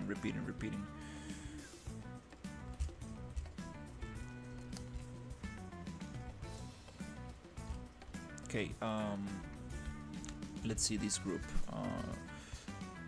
Oh, it's not grouped.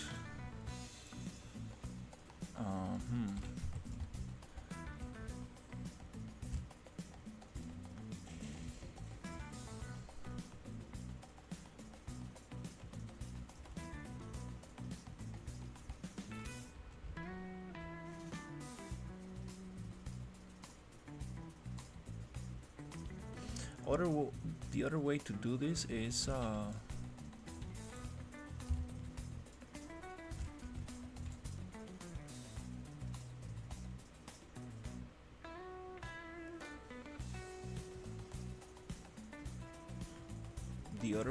this is placing all the corner pieces and then just snapping, getting the rest, because the corner pieces are the ones that are just the hardest. So I think I might just get them in place and then just duplicate the horizontal ones. Nice. The good thing is that I already have the structure, the main structure, the skeleton. So I have like these super huge walls, the main centerpiece, and from here I'm gonna like branch out, get all the catwalks around, all the stairs to go up and down, and I need control centers. Then I can maybe add more towers. But yeah, I think it's gonna look very cool. Need to cut this plant down.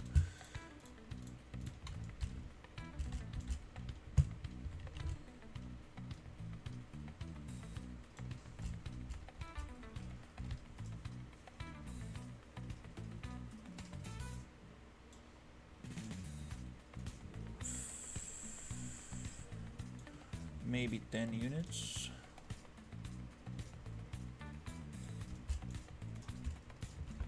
The problem is that if I push that out, yeah, I need to be careful with this. I cannot really push them out because I do need this to end right in there so it can like actually snap. So I think if I push out, here I need to compensate. Don't really want to be stretching pipes like this, but as long as it's just a little bit, it's not gonna be noticeable.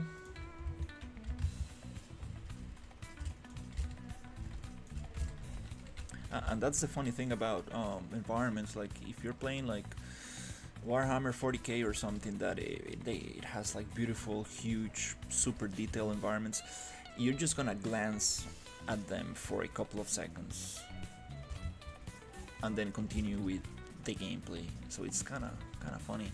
But if you don't have them, it just looks terrible. It just feels terrible. It's very funny.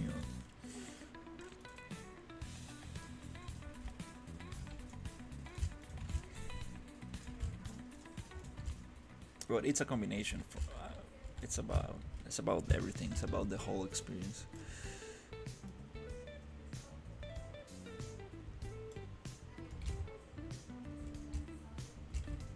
Yeah, this triple pipe feels a little bit too much. Like, gives me these kind of like Dead Space vibes. Reminds me of the helmet. Alright, cool. Yep. It's time to take a little break. And hopefully I should probably do another stream just to push this. Yeah, if I work very smartly, I might be able to get the catwalks, the pipes going, and at least have this like the block out, meaning that I will be able to traverse.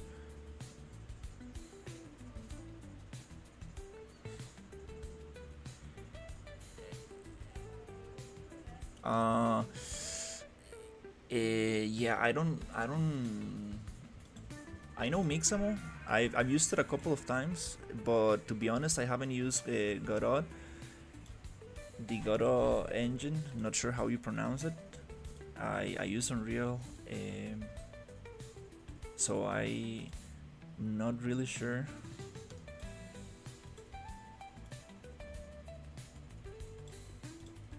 How that works, but definitely there must be tutorials. There must be a tutorial on how to get Mixamo characters in Godot. Oh, nice. This is looking nice, little by little. Okay, yeah, I'm just gonna leave it here and go take a break. Thank you for watching, and I will see you on the next one.